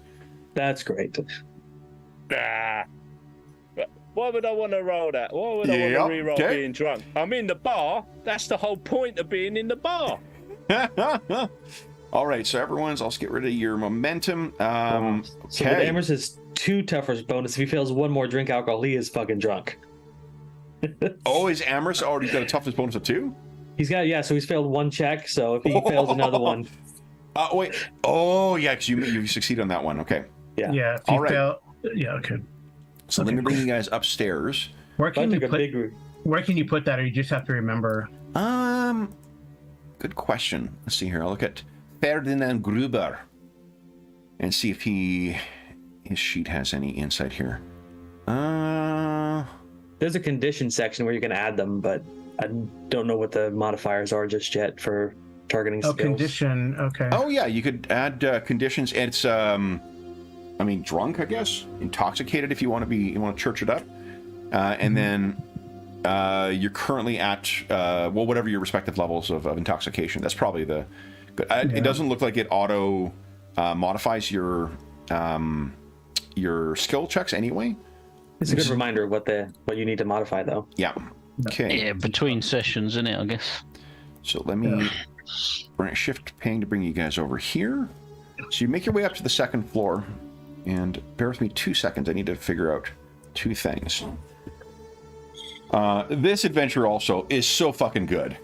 I enjoy this one. I've run it before. Yeah, I've run it for 2nd edition and 4th, and one of my players is like, this is like his most favorite adventure ever. For sure. Like every game has that kind of like classic, Call of Cthulhu has the Haunting, and I've run the Haunting probably 20 times over the course of my life, with different games. I ran this before with Iron Kingdoms RPG. Cool. Yeah, which because the worlds are close enough, you can kind of steal one to the other. But, yeah, totally. it's really fucking good Remember game. this? I remember this when it came out in White Dwarf. Yeah, exactly. Originally in White Dwarf. Yeah. The neat thing is actually it's the same author, and he's rewritten this for every edition of the game, including Fantasy Flight's Warhammer Fantasy 3rd. Oh, really? I didn't remember it for 3rd, but yeah, that's cool. Yeah. Okay. A classic. Definitely. Yeah. Classic. Rough Night at the Three Feathers is great. Yeah. And it reminds me of having run the. But I don't. It's so detailed. I don't remember any. Honestly, don't remember anything. Well, and it can be so different too, depending on how people play. We played the first part of Chariot of the Gods for Alien last night, and it reminds me a lot of this, where there's set things that happen when you go to different areas and with different characters, but there's also events that will happen as you go along. Makes for a really fun and very dynamic adventure. Yeah, I really like Aliens, and I hope that I can get that to the table with my home group, and maybe even go to Coriolis, because Coriolis is very similar feel in a way. It's I really want to do a 10, but I had my home game last night, so. Oh, nice. Yeah, it's well, it won't be the last time I run it, because it was That's cool. Really fucking good session. Yeah, I had it was very intriguing to try to attend, but I had a Call of Cthulhu game that I was running, so which went really well. You had other players to terrorize. That's great. Yeah, went really well. All right, so here I was checking the map. Sorry, guys. I remember back in the day when I actually saw this in the White Dwarf, I looked at the maps and just skipped past it because I was playing D&D, and when you bought a White Dwarf, if it was a game system you weren't playing, you just didn't bother even looking at it. Yeah. It's not like now, when you look back, you kind of treat it as some kind of sacred text. Back in the day, it's like, oh no, Warhammer, no, I'm not playing that. Where's the D&D adventure? Well, it's funny. The what's his name? Graham Henderson. What's his name? His name's in the book here. Graham Davis. Graham Davis. He said that. So the reason, and I mentioned this on these streams before, so forgive me for repeating for those who are watching. But his instructions for when he was writing, what do you call it? What is it? I'm totally drawing a blank. What's the mega campaign again? Power Behind the Throne or something like that? Or the Enemy Within. Enemy Within, thank you. Enemy Within. When he wrote Enemy Within, the instructions that they gave him were to write a D&D adventure, but as if it was for Call of Cthulhu. And that feels like that's the main difference between the way that Warhammer adventures are written and the way, like a lot of other RPGs things, is that it's much more of a role-playing and problem-solving. There's definitely violence and stuff. Heavily investigative, right? It's a slow burn, right? You kind of try to investigate what the issue is or what the plot, the conspiracy is, and then you do get to some high level violence, but it's a slow burn to get to that. That's what you don't jump into violence lightly, do you? No, you do not in this game. No. Well, and violence is I think it's a means, not an ends. You're not like, now I'm going to have this encounter and I'm going to have that encounter. It's stuff that is happening that is consequential to whatever else is happening in the story. Which is not not a bad thing. I love a good dust up as well, but just makes for a different experience. Okay. The whole class thing is interesting. This brass, silver, gold. Mm-hmm. You don't see anything like that really in D&D or a lot of games, do you? No, nothing natural. It's kind of ignored. It's generally ignored, right? Well, adventurers are weird, right? They're like insta-millionaires. Equivalent, right? They're like lottery winners. They do put their lives on the line. Like, who does that? Yeah. Like, I'm gonna go into Dangerous Dungeon where dozens of people have died before me. So you guys, and in this world, like, no one thanks you for it too, because everyone, they got their own lives to live and they suck. So what you guys know is, definitely, this is the grim and perilous, but it's also got that sense of humor. So it feels like more like it's that's what a game, even in the most serious of things, people have laughs in Call of Cthulhu games, right? Like it's an RPG. It's not a serious bit of fiction, and you need that kind of relief in games to have the tension go up and down, so you can. So this room over here is where you guys will be speaking to the Schmitz. The Schmitz are staying in room 11. However, let's see here, Sally, Elsa, Molly, and Amorous. So everybody, would you give us a perception check at average, please? Okay. As you guys are coming up the stairs. Oop, just did it again. Just did it again. We got the perception is affected by drunkenness, right? Perception No, is it's no. No, it's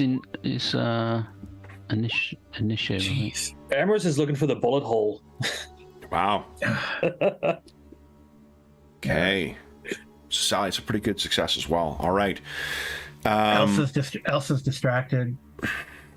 I think because Amorous is ahead of her, and he's looking off to the side and seems to be focusing really intently. So Amorous, those elven eyes seem to pierce your soul, and he's got that intent look on his face as he's looking around. Mm-hmm. Well, what it is, Amorous, is as you guys are coming up the stairs, Sally and let's see here, Sally and Molly will hear this as well. But Amorous, you're the first one to hear it, and you can hear thumping and banging, and like there is some kind of disturbance going on in room 9. Oh. There's a lot of banging and bumping. Like it sounds honestly like almost like there's a fight going on in there. You don't hear anyone shouting or any blood-curdling screams, but something is really fucking causing a lot of noise in there, to the point where Sally and Molly, you're able to hear that too as you get up. So you can picture you get to the top of the stairs, Schmidt's doors are right ahead of you, but to the left there's this banging and smashing and whatnot over from that room. I would definitely look over there. I see the number. I said, and because Sally's been paying a lot of attention to where people are staying, because she's been in the bar, that's where the priests of Moore are staying. I guess that Sure, catches. that's right. That catches. Yeah. Go ahead, Colin. With the coffin, they had the coffin. They did. Moore is the god of death. Yeah. That gets Elsa's attention. She kind of raises an eyebrow. She goes, I am not a Morite. Do I have any religion at all, lore? No, perhaps, I hope they are okay. She's gonna walk out. Perfection. Yeah, she's a witch hunter and a Sigmarite with no knowledge of scripture whatsoever.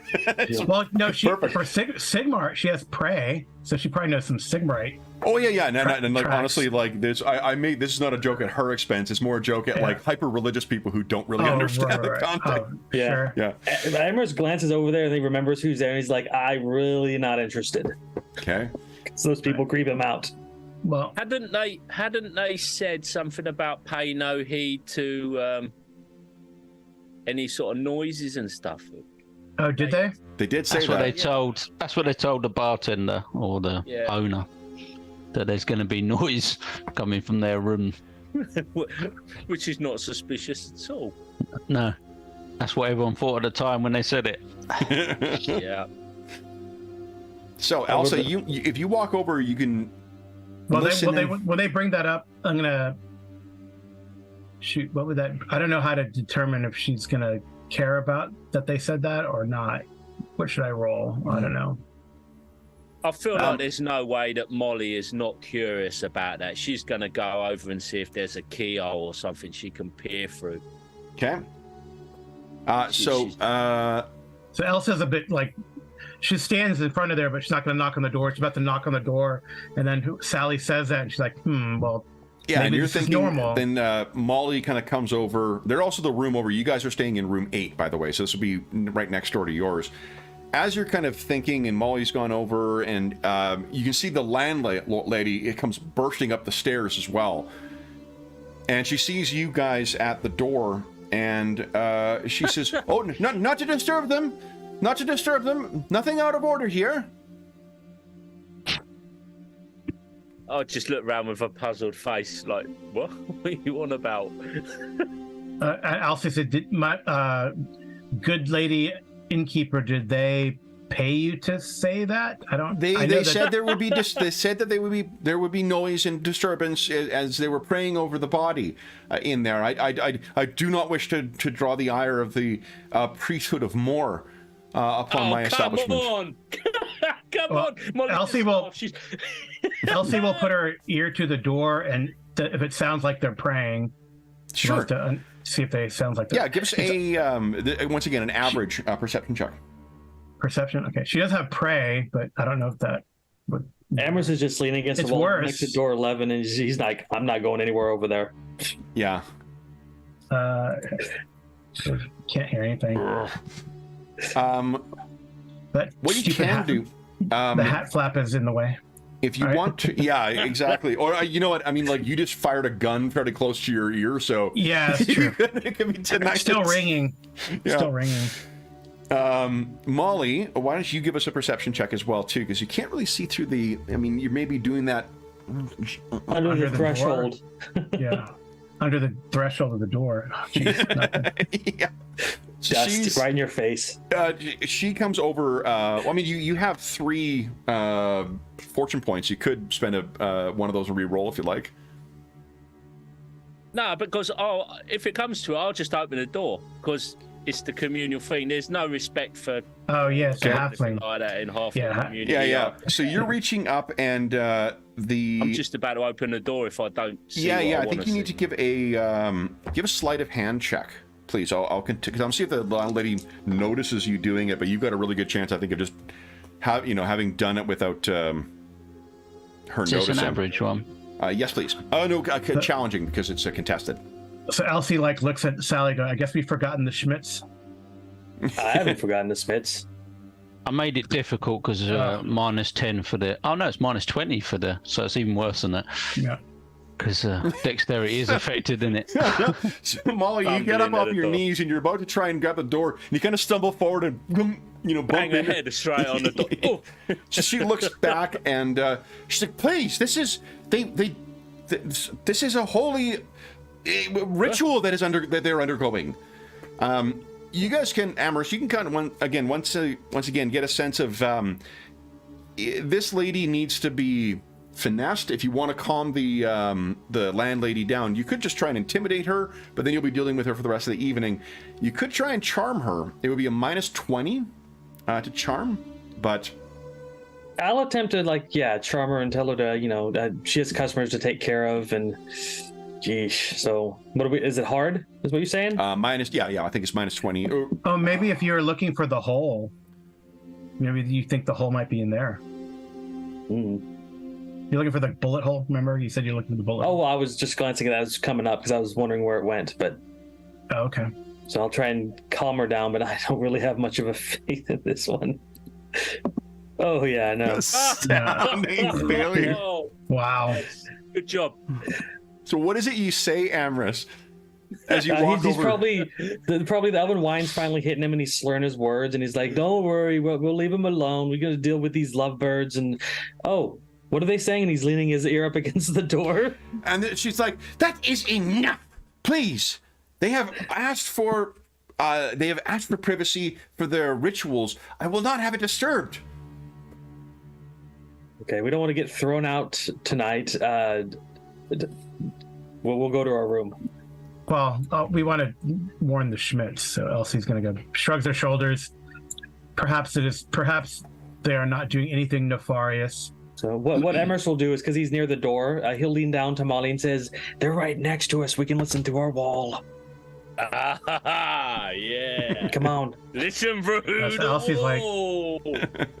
Elsie's shaking her head. Yes, we're a bunch of drunks up here walking around. All right. Well, Elsie is going to politely knock on the door of the Schmitz. Okay. And the door, there's Maybe some. Sally should be there too, right? Yeah, Sally, definitely, if you want to take advantage of her standing. Yeah. So the door, there's a bit of you hear from inside, who is it? From a woman's voice. Sally? Or Cylinder? Lady Cylinder? Mrs. Schmidt, would you mind just having a quick word with us? Why does there have to be so many S's in this? Message Schmidt. Messerschmitt. Would you give us a now for her, you're actually gonna get plus 10 because of you are well above her station. And actually you might get a plus 20. Let me see here. She married up, didn't she? Or Well, tempted to. yeah. Oh, she's silver. So, the Sally, would you give us a charm at plus, because you got Elsa there and Amherst are there, why don't you take a plus 30 in total? So it'll be like, do it at average and then plus 10 for your charm. Okay.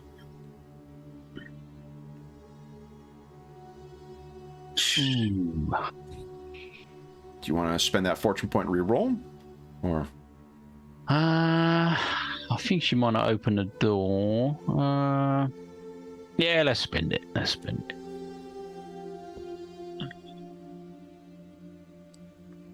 Nice. So there is a brief pause, and then the door is opened, and I think hastily dressed would be the way to describe the state that you find the two in.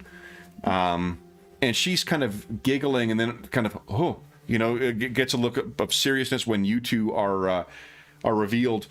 He is lounging in bed and mostly covered by a sheet. She's wearing more like an evening, or not like an evening gown, or not a gown, but an evening like a sleeping dress, I guess. And she says, "I'm sorry. Can I help you?" Elsa says, "Yes. Go ahead, Lady Solyndra." We thought we should warn you. Someone from your past has paid a visit to the bar downstairs. We've seen them. We've sent them away for now. But do you know someone by the name of Thomas Primehandler? Was it? And you hear a creaking of the bed as Mr. Schmidt kind of throws himself up, and he says, "Primehandler, is he here?" He was. He and a number of his thugs were looking for you, I believe. Yes, fortunately, they're all Sigmar. They're all pious Sigmarites, and I was able to convince them to leave. But you do owe Lady Solyndra a hat. She did take a punch for you, sir. Molly's pointing accusedly. So anyway, we thought we would warn you. I guess we do have a soft spot for amorous partners. I do not know why. Tonight we do. But she tries not to look at Amorous' direction. Yeah. He's pointedly not looking in the room at all. But we felt we should warn you. In any case, they will probably be here in the morning with some sort of documentation. So then there's a Justy here creaking once again as Mr. Schmidt creaks in bed, and he says, "Not till morning, you say?" I'm hoping. The man was very drunk. Hopefully he's going to go home to sleep it off. My companion here, it points to Molly, was very good at diffusing his henchmen. They're like all pals and drinking friends now. So I think they will probably take him home and he'll sleep it off. So you do have some time. And the innkeeper has locked the doors as well. He gets a sneer on his face that it's going to take you days to wash off with how oily it is. So I have till morning, you're saying? And he kind of laughs. She giggles because she finds this charming as hell. And she's like, "Well, thank you for letting us know. If you would like to compensate our company, we would be more than happy to oblige. I mean, it is clearly would be a donation to the Church of Sigmar, but I point to Molly, but the halfling. My companion. My companion here is the treasurer. So she looks back at. Because these are noblemen, right? He's a nobleman. He's got to have money, right? He most certainly does. Yeah. She looks back at him, and he just looks at her, and he's like, and she turns. Where's his money? Where's his money? I'm casting around. Yeah, you're looking around. There's definitely a coin purse that's in there, but you're sort of the view is disappearing as she closes the door in front of you. They have no interest in, or he at least has no interest in paying you for anything. No. So Elsie says, well, we tried. If the man comes back and they're still here because they oversleep, well, that is no longer our concern. no. I should be telling them their room number if they come back. Yeah. Amherst kind of notes like maybe we can convince the bartender to put something in their drinks. I don't know if they're going to order any more room service, but maybe. I'm pretty sure their activities are thirsty work. But why? Why would you poison them? Not poison them, make them sleep longer or to ensure it. Well, that'd be poisoning them, wouldn't it? Oh, you know what we could do? We do not have to poison them, but we can have drinks set up to them, and many poisoning is a. I don't know if Amorous, I'm shocked. It's not like I was intending to kill them, Elsa. Fate will catch up with him, don't worry. I mean, in some circles, alcohol is poison, but anyway, perhaps we should send the happy couple up a picture of drinks. A turn for the dark. So Sally, you look to the side and you're looking in that room that's right next to you, and you're like, wasn't there something I was supposed to do? Yeah, that's why I'm standing here. Oh. I should gesture Molly over. We need to check this room out. That's where them scholar chaps. Oh. Amherst kind of gets. Yeah, he's like, Elsie's totally forgot about the banging and the priests of Moor. She's like, oh, the scholars. We all know about the scholarly types. So And she- I'm going she's to try and gonna go in here. Definitely move in here to start looking for evidence. Sure. Amherst is right in there with them. Maybe they left some papers behind. Well, Hey. be careful of those papers. They could make you mad. If they're, Mm. I mean, Elsie has had a bit to drink, so she's And I think it's very witch hunter to suspect anybody who's educated at all. Oh yeah. Amherst kind of cracks yeah. a smile and he says, kind of, forbidden knowledge of history is kind of something that gets close to my heart. What? Crush off. To give you context, John, in the witch hunters, you can think of as like the very worst stereotypes of Puritan witch hunters, or the witch hunters in at the time of the English Civil War. And He's being sarcastic, by the way. He just did rile up Elsa. Yeah, that's the ruinous powers is something that she will torture people to death over. So She tortures herself about. Yeah. I think he knows shocked. She's like shocked. I don't know if he knows that she like. Well, he is being sarcastic, Yeah. by the way. Oh, so does he? I mean, He's not trying to hide it. I think maybe like it takes you a moment to notice the twinkle in Amherst's eye, Elsa, to realize that like, oh, he's just yanking your leg in a fucking terrible way. because you are lucky that I've only had one drink tonight, Amorous. And you're lucky because you are lucky that we are traveling companions. She doesn't say friends. Yeah, narratively speaking, he finds it hard to communicate with her, so he's just trying to get a rise out of her to kind of like, so maybe he just stepped on the wrong kind of, yeah. Because she looks at Sally. She's like, looks at Amorous.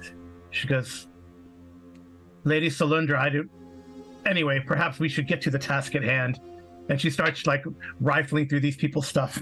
So in kind of like consolidation, Amherst will touch nothing and he'll just look around. Okay. I am checking here. Let's see. I love that the skill list is on the GM they screen. They fled, right? I know. I love that when skill lists are on the GM screen. Yeah. They fled. They left though, right? Those guys they left. fled. Yeah. They They're fled. the ones we intimidated them away. Yeah. Oh wow. Okay. Yeah. So I think it's So going to be perception, just to kind of toss the place. So I think there's an investigate. There is an investigate skill. No, there's not. There isn't. There is in some other games. Oh no, there is. Yeah, not in this not. one. Yeah. No, that's what I was looking for. I remembered there being one, but I think investigate is. I'm sure it's another like one of the Maybe it's D100. a talent or something. Yeah. There's like a research skill. There's a research skill, but that's an advanced skill, and I think it It's is different. Yeah, more to do with trying to find information in tomes and such. Yeah. What about evaluate? No, that's for giving the value of stuff, like Gotcha. appraising. There's a lot of skills in this game. Yeah. love it. And It's actually, just like, there's perception. less in this, and they're consolidated and renamed more so than they were in the previous editions. Yeah. So challenging. I think it'll be, well, here's the thing. You guys have to decide. It's going to be a group test. So you guys can decide who's kind of taking the lead on this, and the others will be granting a plus 10. I would say. So who's feeling Molly. the most perceptive here? I feel like the elf has probably got the best. We would probably know that the elf has the best. He sees things. Yeah, it's kind of impeded a little bit by the alcohol because it's an intelligence-based skill, but That's why we're going to help you. It's not intelligence. It's Initiative, isn't it? initiative. So Oh. that's not. Yeah, it's I thought you said INT perception. for. oh, that's No, right. Okay, It's initiative, not intelligence. Okay. So never mind. It's not penalizing. It's a 61. Yeah, Oh, so wow. you're probably the best. Molly's Okay. 53. So with you guys looking around, why don't Amorous give us a intelligence check at plus 30? So a challenging check at plus Perception. 30. Or perception, what did I say? Intelligence. Perception.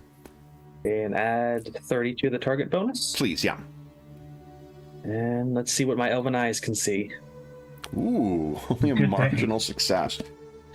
So what you find is concealed underneath one of the mattresses, and the mattresses you're really kind of wishing you had not looked underneath there because of the sprawling little colony of mites that you find underneath.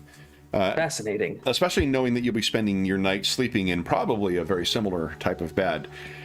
You find a folio, a small folio that seems to have been written to something. And Elsa, while you have not necessarily read one like this, there is a marking on it.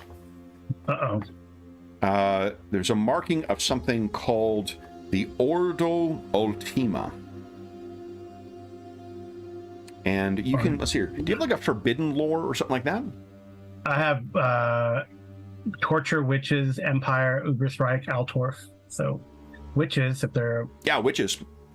Give us them. challenging. This one, let me think here. I think this will be average, because there's some other stuff that's going to give you context for what this might be. All right. Is this affected by drunkenness? By Drunkenness. Intelligence is, isn't it? Yeah. Oh, it is Yeah. intelligence. Yeah, so it'll be minus 20 for you. 10. I thought is my first drink. No, but you got a crit fail, didn't you? No. Oh, okay, then minus 10. Sorry, yeah. Okay. That was Molly. That was Molly. That's Molly. All right. Yeah, I got a crit fail. Oh, I still did really. Look at I still that. did really well. Impressive success. So here's the thing. So I also learned that Elven wine heightens your intelligence. Okay. Yeah. Oh, yeah, definitely. There's a value to it. Secret. So there is the nice marking of this buzz. Ordo Nice Ultima. It has an O that is enclosed within a letter U on the front. You know that this is a. Is that Ordo Ultima? Like Yeah, that's exactly spelled correctly. Okay. The Ordo Ultima has markings on this, and because of the impressive success on it, even from the cover, there are markings on it that you know are shared by other blasphemous cults to Slaanesh, Ugh. one of the ruinous powers. I'd probably say they probably enjoy these bugs biting them. Slaanesh, John, is one of the 4 ruinous powers in the Warhammer world. Nurgle, the Lord of Plagues; Khorne, the Bloodletter, the God of War; Tzeentch, the God of Change; and Slaanesh, the God of Sensation and Indulgence. And how long ago did they leave?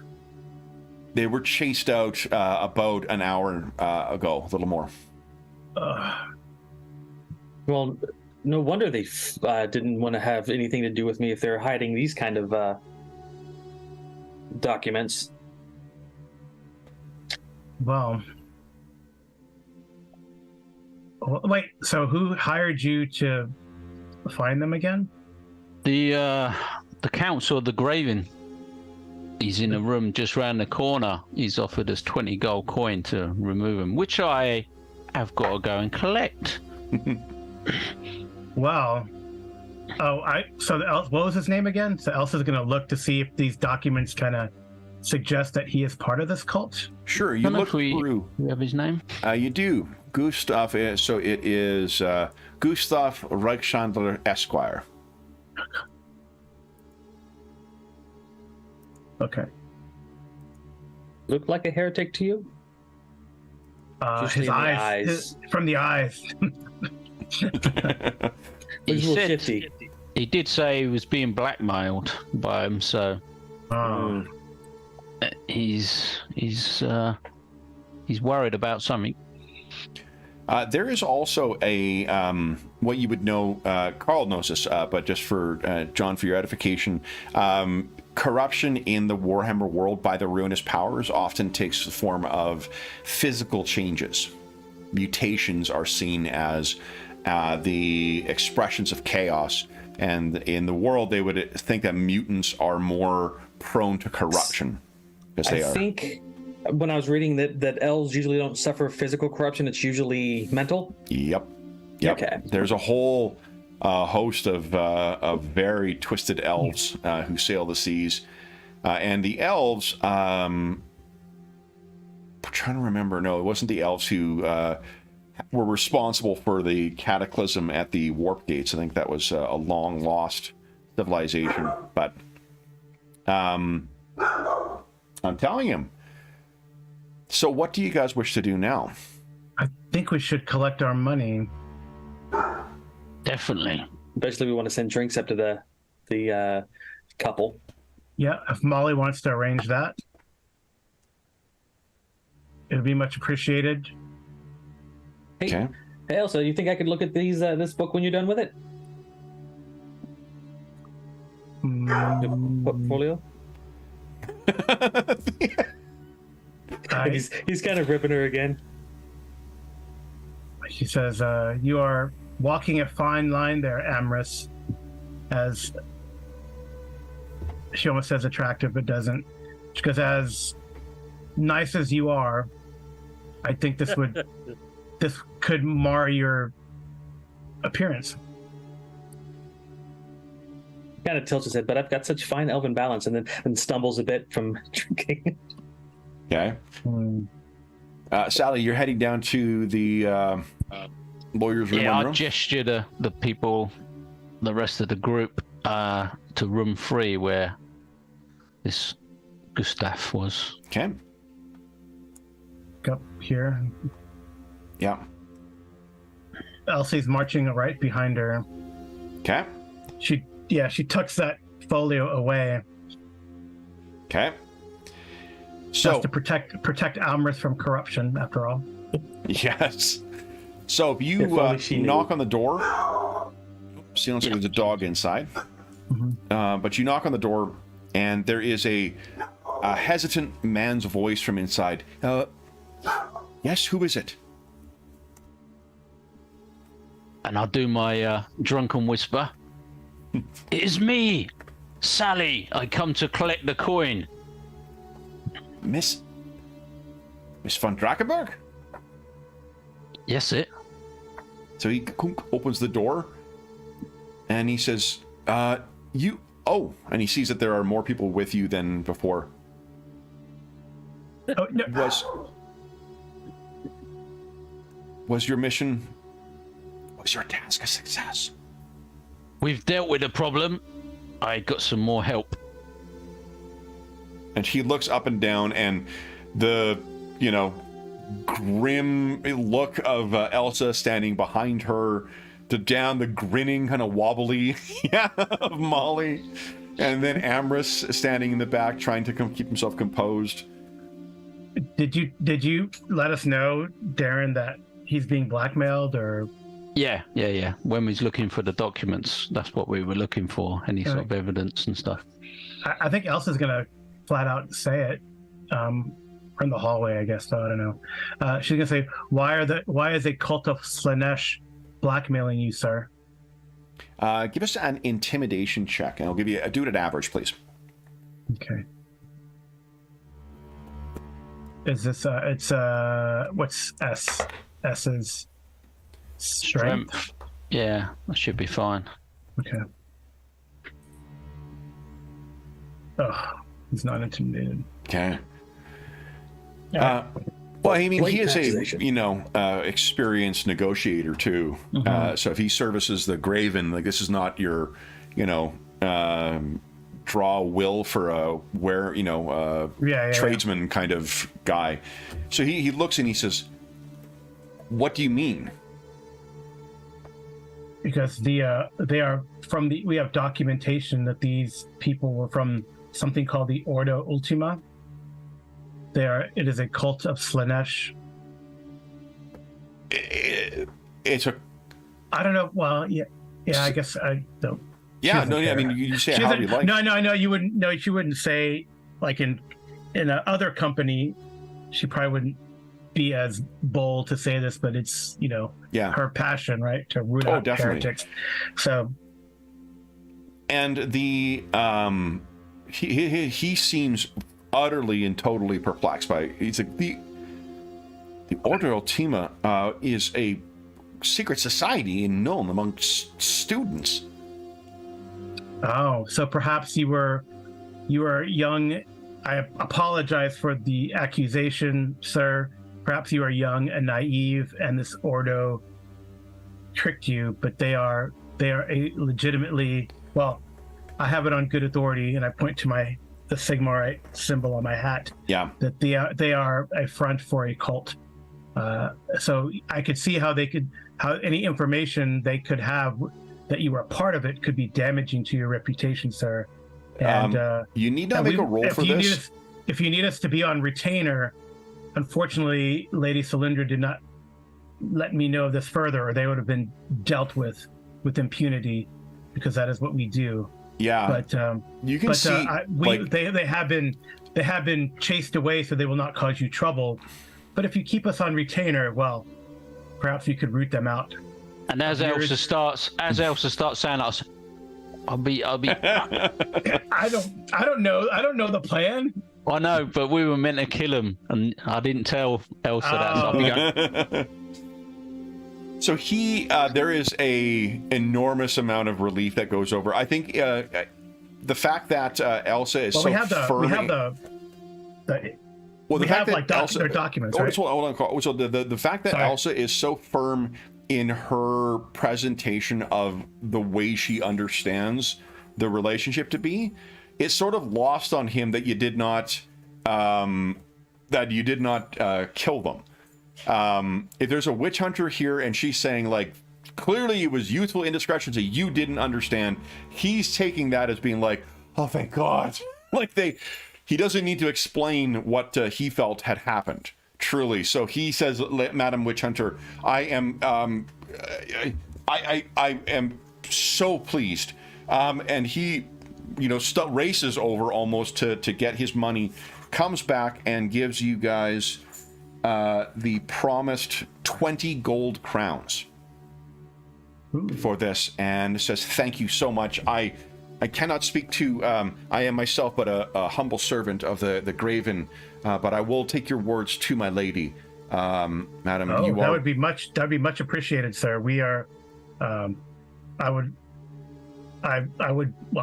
be, she's stammering at her words. Yeah. Like, it would be a big deal. Well, I think she's kind of been distracted. Molly seems to be wobbling back and forth, and every time she looks over, Colin, am I right in thinking that she's doing a little like, hello? And every she's sort of whenever I feel like whenever Elsa mentions her status or anything like that, Molly kind of jumps in on the bandwagon and kind of yeah. I guess honored is the term, sir. Honored is the term. We would be honored.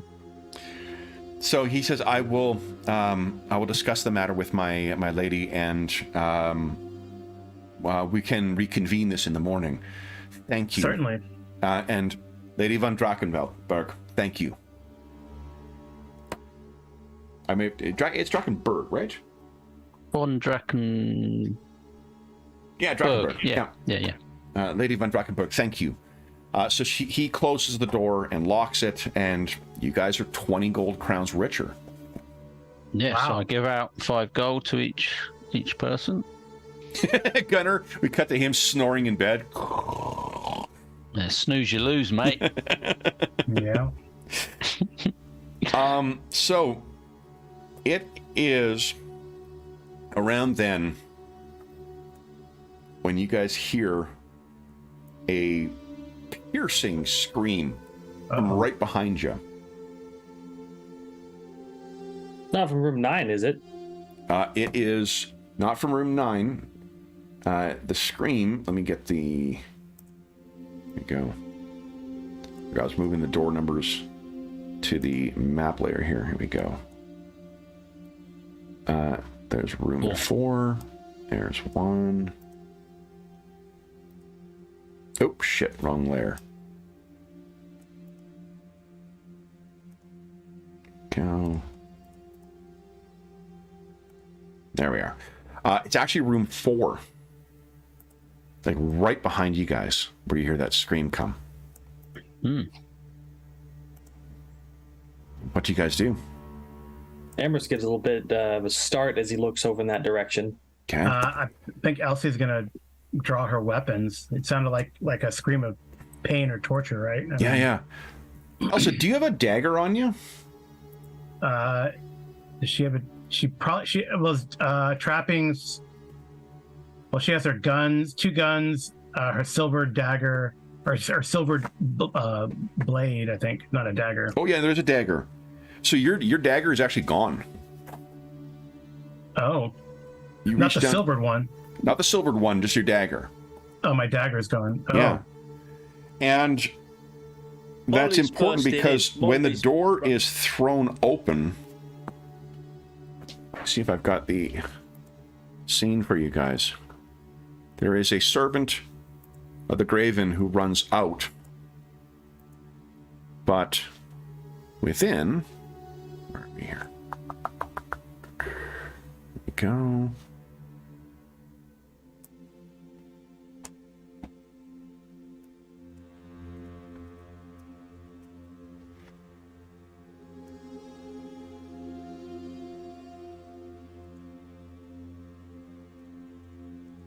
Ooh. Bruno is in this room. And he is dead from all appearances. And the reason you know that is because Elsa's dagger is currently embedded in his shoulder, like between his shoulders. What do you guys do? Yeah. Well, I guess she sees the dagger and looks at it, and then now notices that it's missing. Yeah. But I mean, I don't know. It's a Things start generic getting dagger, pretty right? crazy. It's a Doors start generic- throwing open, and people are coming running out. Can I The get in there? Can I get in there? you can. What are you trying to do? Well, as soon as I heard the scream, Molly's rushing. She's like, and I imagine she, like, tries to, scoot past the servant as the servant bursts through, Yeah. and she wants to kind of slide in there, maybe unnoticed in the kerfuffle, Okay. and try and get into the thick of it without perhaps being noticed. Sure. Why don't you give us a? So that's going to be a stealth check, but I think it's going to be difficult at -20. Because this is like, there's a lot of stuff going on. There's people who are definitely all kind of bursting out. It's not impossible, but why don't you give us a?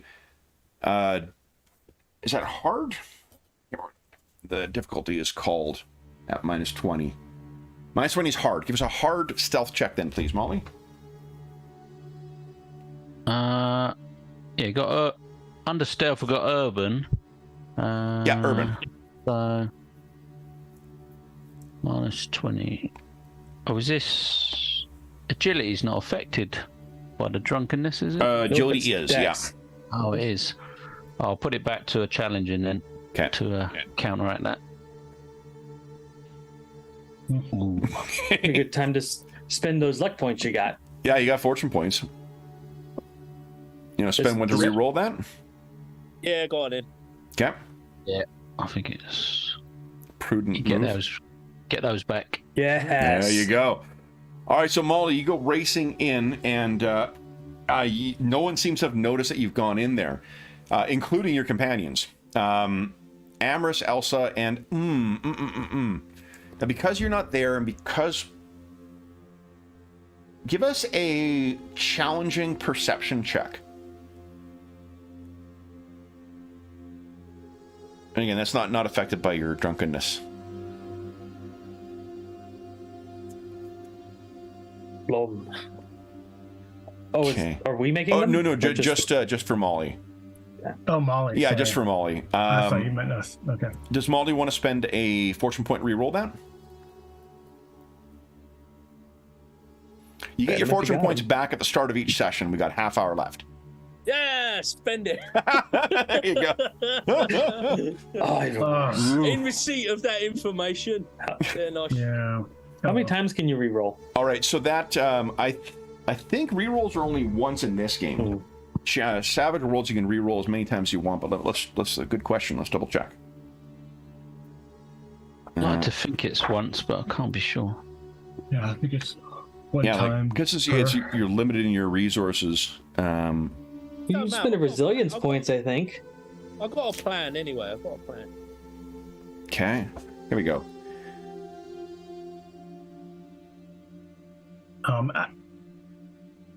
When you get a chance,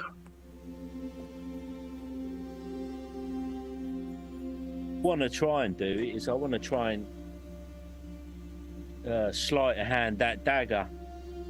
Well, that's what I was getting you to roll for. Is I don't think you've noticed that it's Elsa's dagger yet, Oh, okay. right? Because Elsa has noticed that, but Elsa didn't say my dagger, or anything like that.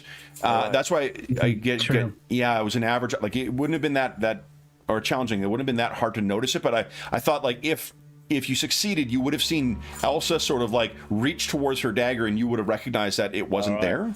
Right.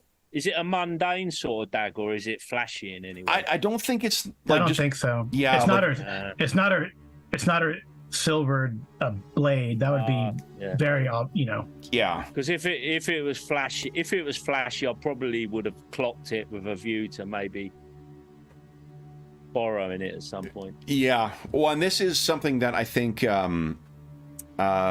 it's certainly identifiable enough with Elsa. If she's a witch hunter, I imagine that most things have in her spare time got Sigmar or some other stuff kind of carved into it or designed with it. So unfortunately, it would be something that can likely be identified to being hers. And did you say there was like a servant of what? That Yeah, I came was out of gonna there? Of the Graven who kind of ran out. Yeah, and like at this point, everything's kind of kicking off. And you realize like maybe not, this is not an unusual development, but you've lost track of where Molly is. I think we'll say for now only one reroll, but I want to find it's something I'll look up between now and next session. Because I actually don't know whether... I didn't see anything in the Fortune and Resolve section that said that one way or the other. It's maybe a stretch that I would. It's a stretch that I would have known that was a dagger. Yeah, well, I mean, it's... Well, You're also, I mean, you're... I think... fuck it. If you want to spend one more fortune and give it another reroll, go ahead. I could see why you might... Because you would probably be sizing the value of other people's property, right? You're that You're that friend who always asks how much shit cost. Yeah, Oh, and I found it. She has made an impression. She has made a bit of an impression on Molly, I think, with kind of. Yeah. Okay. I feel I look up to her a little bit. So, and Molly, if you could give us a reroll at challenging. Oh, sorry, John, what page? 150. 150. Okay, thank you. It's under the reroll. Oh, I great! think Yeah. you can only do it once Okay. under normal circumstances. So Okay. DM may override. Yeah, and I can see that being a good thing. So unfortunately, yeah, you've gone racing in to see what the hell's going on, and you're hidden in here, and what you see is the corpse of Bruno, the great big guy who you heard. I don't think you met Bruno yet, because you arrived later. No, I arrived later, yeah. Maybe I've heard of this guy. I've heard of him, maybe. So what's going to be happening is, as things are kind of going around, we're going to fast forward a little bit here. Unless you guys have some reason to try and flee here, things are going to, like, guards are going to be coming, called up here. The Graven and her staff are coming out, and you guys will sort of been, you know, because you've got the benefit of the lawyer on your side. And yeah, it's a little self-interested that I'm suddenly making lawyers the hero of this game. Elsie is gonna whisper to Sally, "That's my dagger." Yeah, I have a question. Yeah, It's missing. Look, it's missing. I point. I've got acute senses for sight. Is there anything I could like tell about the serpent that comes running out that might clue me into, you know, like, did they just find the body? Are they acting? Or are they, you know, did they plant the dagger in Bruno? It's a good question. Perception, but it's actually, I think it's insight that you use to get a judge off of people or get a read off of people. But why don't you give us Insight? Would that be intuition? Intuition. That's something not insight. Yeah, give us an intuition check. This will be a contested, challenging. Okay. Humans are not my best targets. Holy shit! Look at that, though. You're 100% certain that the reaction you saw from this woman is stumbling across someone who they thought they'd be able to get in. There were no lights in the room either, so it could very well be that she snuck in and then was like making her way. You can sort of picture her then making her way to the bed and trying to, you know, get him, and then finding that he's fucking dead. Gotcha. So a lot of amorous people today, but I can sense no guilt in her. A lot of amorous people? Is that what you're saying? Yeah, wasn't she trying to sneak into his bed for other purposes? I'm playing on your name. Oh. It's amorous, not amorous. Amorous, that's what you picked up. You see Elsa lean in and be like, "It's my dagger." Anything else you guys wish to do before the what the lawyer is going to suggest is that you guys just go to your room and just wait there. Yeah, well, I don't know. Elsie had drawn her weapons because she heard the scream, but I don't know if that matters or anything. No, and I mean the so I guess the things we need to decide, do you let or Sally, do you let was it Rudolph? Gustav, do you let Gustav know that it's your dagger? Does Elsa know? Elsa let him know? I don't know. I guess, well, not right away. Okay, so he'll look in and be like, Shalia's blessing. He's shocked by Bruno's death, and the words that come out of his lips actually are another name that you'll recognize. Sally,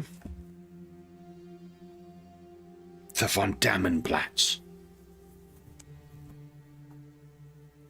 You may recall that Baron von Damenplatz was the one who died drowning in his soup at Emmanuel's party.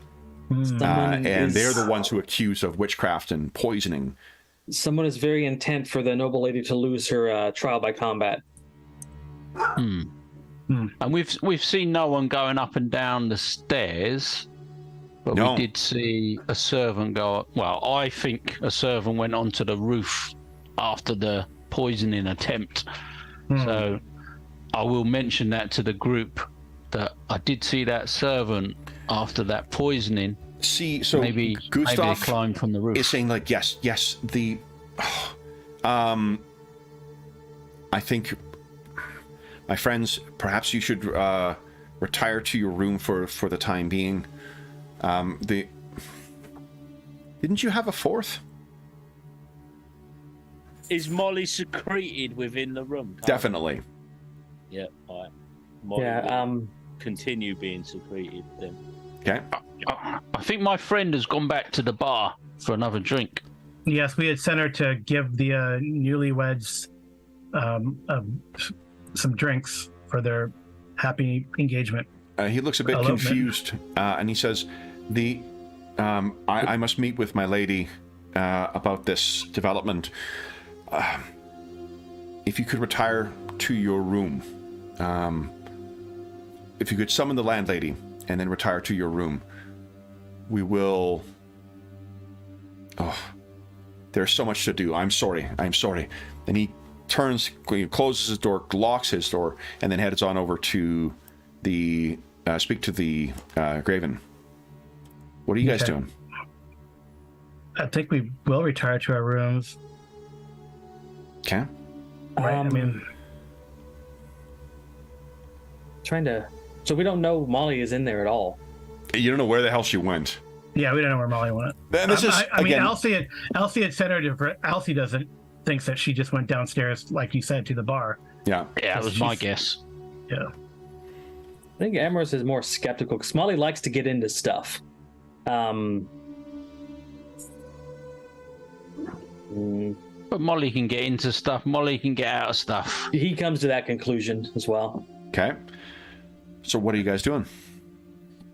He's gonna head back to his room, like the man suggested. It's only just happened, isn't it? It's just happened, and like there's people running up and down. You can imagine like the chaos in the first hour after a murder, right?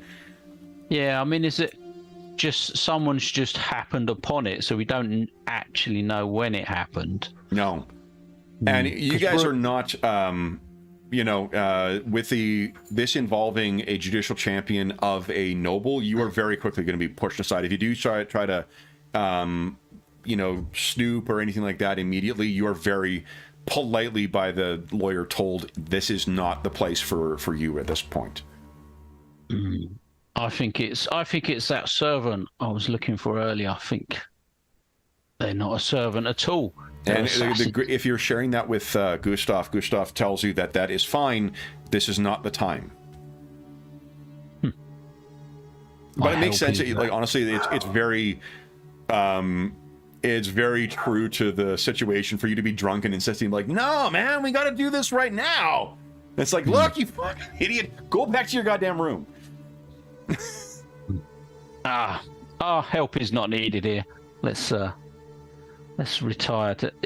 Are they shutting down the bar then? With this, everyone's going to be retiring, or because there's a murderer here. Yeah. I think Ambrose will make his way downstairs, let her know, and then come back up. Okay. So it is about. And Elsa, are you okay retiring to the room? Yeah. Okay. That's probably the best thing. So you guys have about a half hour, and Molly, she's probably going to sit and try to think of when her dagger could have been stolen. Kind of go through it. Yeah, no, that's a good point. Why don't you? Let's see here. I'm trying to decide if that's intuition or perception. It's probably intuition, because intuition is the more passive of the two. Amorous will, you say somebody had a sticky fingers down in the tavern, so. I wouldn't just straight up blame the person, I think, but there are pickpockets downstairs. I think it would be a challenging. It's also be contested. I've rolled for the person who probably finished it. So intuition, it's not that great. Let's see. Me? For you, yeah. Oh, you maybe prompted for a modifier. Oh yeah. Nah, I don't. Okay. I can't even think of how, like, you guys, you just got here out of the rain, you just sat down, there was that fracas with what's his name, the Prime handler. Prime handler. Yeah. So Amorous will tell us what he thinks about the servant that left the room, and he said, I think her reaction was entirely genuine. It's written all over her face. Yeah. Well, I mean, I do not know if I have an alibi, but I do have a defense. Why would I unless this man was. Well, you know how us witch hunters are. We're not about stealthily killing people. It has to be accused and out in the open. Makes no sense. How would anyone know it's your dagger anyway? Yeah. Well, it probably, I carved thing. It probably has like a symbol of Sigmar on it somewhere. Although, that could also be. If I were trying to set me up, I would have used my silver dagger or my silvered sword. Although that's harder to probably pilfer. But we know you didn't do it. That's the main thing. Why would I? I totally respect the Graf, and I love Countess Emmanuel, and Well, not to mention we've had you in our sights the entire time. Sure. So someone did it, trying to accuse me. Again, my defense would be that, well, why would I sneakily kill someone? Witch hunters don't do that. Yeah. So Molly, while everyone else, you guys can have, if you have anything else you want to talk about, you got half an hour of time to kill while you're sitting in your room. Anybody seen Molly? You can listen to the wall to the priest and more while we're in there. Yeah, exactly. Yeah. They seem to have died down. Pun intended. Yeah. Yeah, it wasn't wasted on me, kid. That's why I'm so glad you're back. So what Molly, you over here, I'm just going to summarize the kind of the context of it, but there's tons of people come in. The landlady comes in, the Graven comes in. You finally get to see this extremely, even at, having woken up in the middle of the night, she's an extremely fancy and very pretty woman. The lawyer that the guys were talking to, Gustav, he's involved in that as well. There's a lot of talking back and forth about this, and the landlady is the one who insists that the dagger belongs to the witch hunter. So they, the tenor of what the conversation is Molly, it does seem like it is going towards accusing Elsa of being the murderer of Bruno. Why a witch hunter? There's something like, well, why would a witch hunter be involved with that? And they say, well, the von Damenblatts would, no one is above corruption. A witch hunter would be the first to tell you that. And no one is above being paid off to this. All right, so I'm wise then to the fact that this is likely Elsa's dagger now. And now you're kicking yourself. You're like, how did I not recognize that? And at any point, am I alone in the room? We lost Darren altogether. Hold on. Yeah, I had all the videos flicker on mine, and yeah, and he's actually out of the call too. But carry on. Okay, Molly? At any point, am I alone in this room? Have they left the dagger in the body and everything else? Yeah, oh yeah. Oh no, they would have pulled it out and brought it over to show the Countess, or the Graven. All right. Have they removed the evidence from the room? The dagger is with somebody. It's going to be like if you're trying to take it off of the landlady. I was just thinking if there was once I knew that once it became evident that the dagger was Elsa's, I was just looking for an opportunity to switch it with another dagger. Oh, I see. And muddy the waters. You mean like a dagger that you have on you? Maybe you thought it was that dagger. Yeah, I got a dagger. I was just going to switch them out. If opportunity presented itself, I'd switch them out and then just be like, well, you said it was a witch hunter's dagger, but this doesn't, later on. Yeah. Are you sure it was the witch hunter's dagger? Well, that doesn't look like, just try and okay, mess with the evidence. To do so, it's not impossible, definitely, but it's going to be extraordinarily difficult, and it would involve two things: is one of you not being spotted doing it, and two, doing a sleight of hand to be able to switch those two things over. So, what it would be, and you're currently out of fortune points. So what it would involve is, I think, a very hard stealth check, only because the circumstances are just like you could maybe get it, try and find where it's being kept afterwards. But by that point, enough people would have seen it to, you know. Yeah. And I think it's a bit. I think it's too risky. Molly's not stupid. Nah. She. I'm gonna lie low and gather intel and just that was a. If a better chance had come up and I was maybe not so well into my cups. Well, and and that's just you're just kicking yourself. Like, how the fuck did you not notice that it was Elsa's dagger before? If I could have just got in there and whipped it out and done it right away, but yeah. So I think then, do you wish to try and what would be an easier task is trying to like time it to sneak out and then to kind of get lost in the crowd? Yeah. Okay, so that'll be a stealth check. I think just challenging. So it'll be a flat thing. And let me see here. I've got. Oh, Darren is, I think, either rebooting his computer or something. Let's see here. I'll make the check for you. Okie dokie. There we go. All right. Malay. Here we go. Urban stealth. And that'll be challenging. No modifier. There we go. Success by 3. What's it look like as Molly flawlessly makes her exit from the murder scene? I feel like somebody with a long gown or cloak comes into the room and she just kind of holds it over. Gets underneath the trail of the cloak and just kind of scuttles out. Yeah. Yeah. Awesome. So then I think as she is, once you successfully make your exit, you disappear from underneath the cloak, and what we'll end with.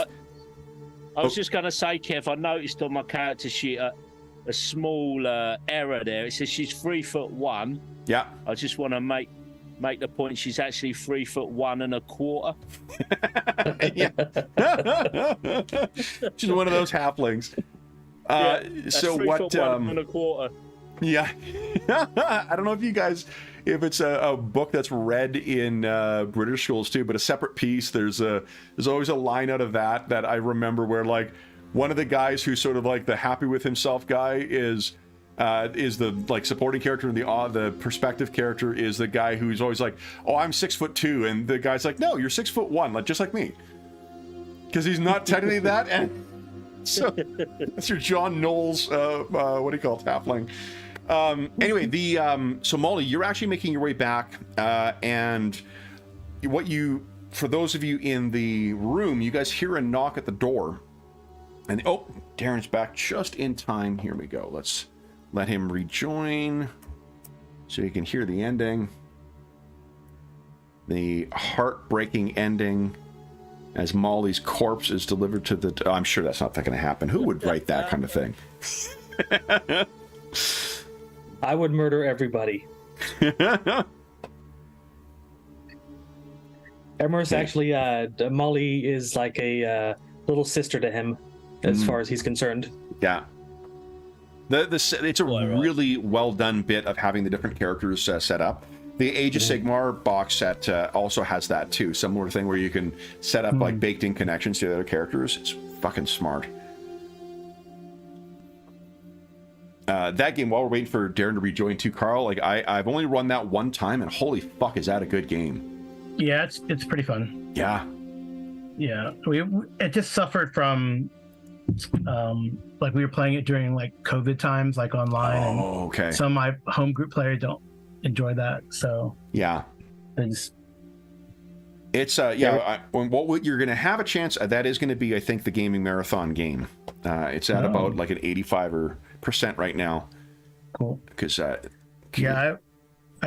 like I said, I've browsed through that adventure book, but I haven't like done a deep read. So. Awesome. Yeah, and I mean it's the play, right? Like I can change things up enough here. I feel bad making you have to work a little harder. No. It gives me the excuse to keep it exciting for everybody. Plus, that means I don't have to get it quite right. So, we lost him again. Yep. Okay, so you know what we'll do is I will. You know what? Fuck it. We're gonna leave on a cliffhanger. Who's at the door? Surely it's Molly, right? Hopefully. Right. I don't know. We'll find out in 2 weeks' time. So for Carl and Colin, everyone is going to get. The way we're doing XP is like the way it is out of thing. 100. Oh, here we go. Oh, and he's in chat too. Okay, give me a sec here. We can. There he is. Darren, can you hear us? Yeah, but my internet is well sketchy, so I might drop out. Oh, that's okay. So we'll just tell you, Molly died. So. Oh, that's all right. Yeah. Kidding. What we are leaving on is a cliffhanger. Judas. Molly has managed to sneak her way out of the murder room, and we're leaving with someone knocking at your door. Surely it's Molly, but we'll have to find out who it is in 2 weeks' time. So. For the players, as last time, you guys get 100 XP, so you can spend that on your advancements as you'd like. And for those listening at home, thank you so much for joining us for part 3 of the Rough Night at the Three Feathers. Look at that. No one has any narrative meta currency left. I earned my commission for the session. That's good. Mm-hmm. So, I'm spending mine on luck. I'm getting some more luck. Nice. So we'll be back in at the Three Feathers in 2 weeks' time. But until then, we hope that we gave you a few hours. Hold on, I got to do a whole bunch of outro. First off, thank you so much for joining us. As is always the case, if you have any comments, questions, or concerns regarding the session, the campaign, or the game we're playing, please do not hesitate to leave a comment in the comment section of the video, and I'll endeavor to reply in a timely fashion. I am way behind. I've been slammed at the day job, so I have.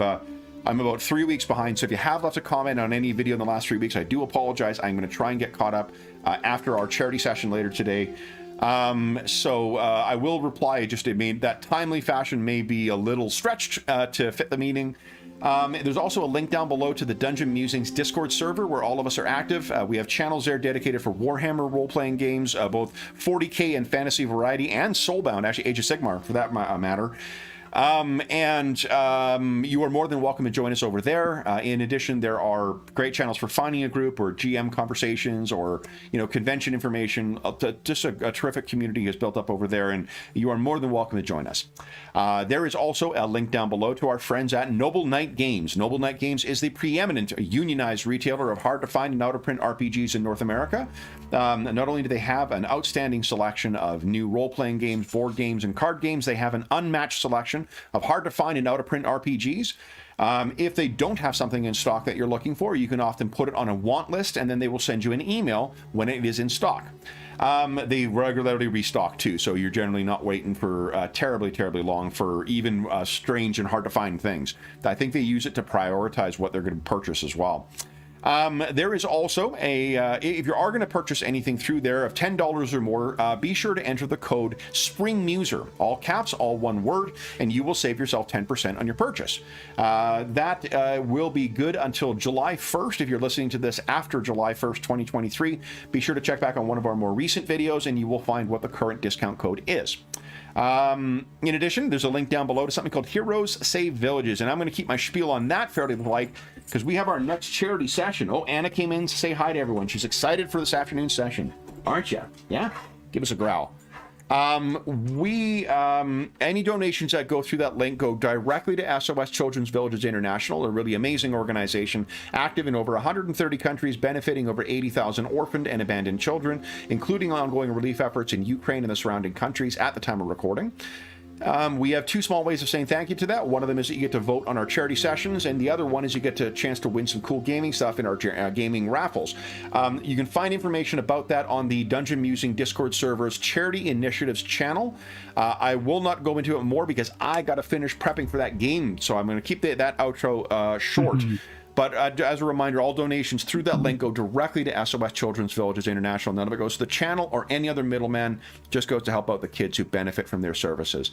The last thing I will say is a huge thank you to everyone who is joining us from before or for the first time. So Carl, Darren, Sean, and Colin, thank you so much for playing today, guys. Carl and Colin, welcome to the campaign.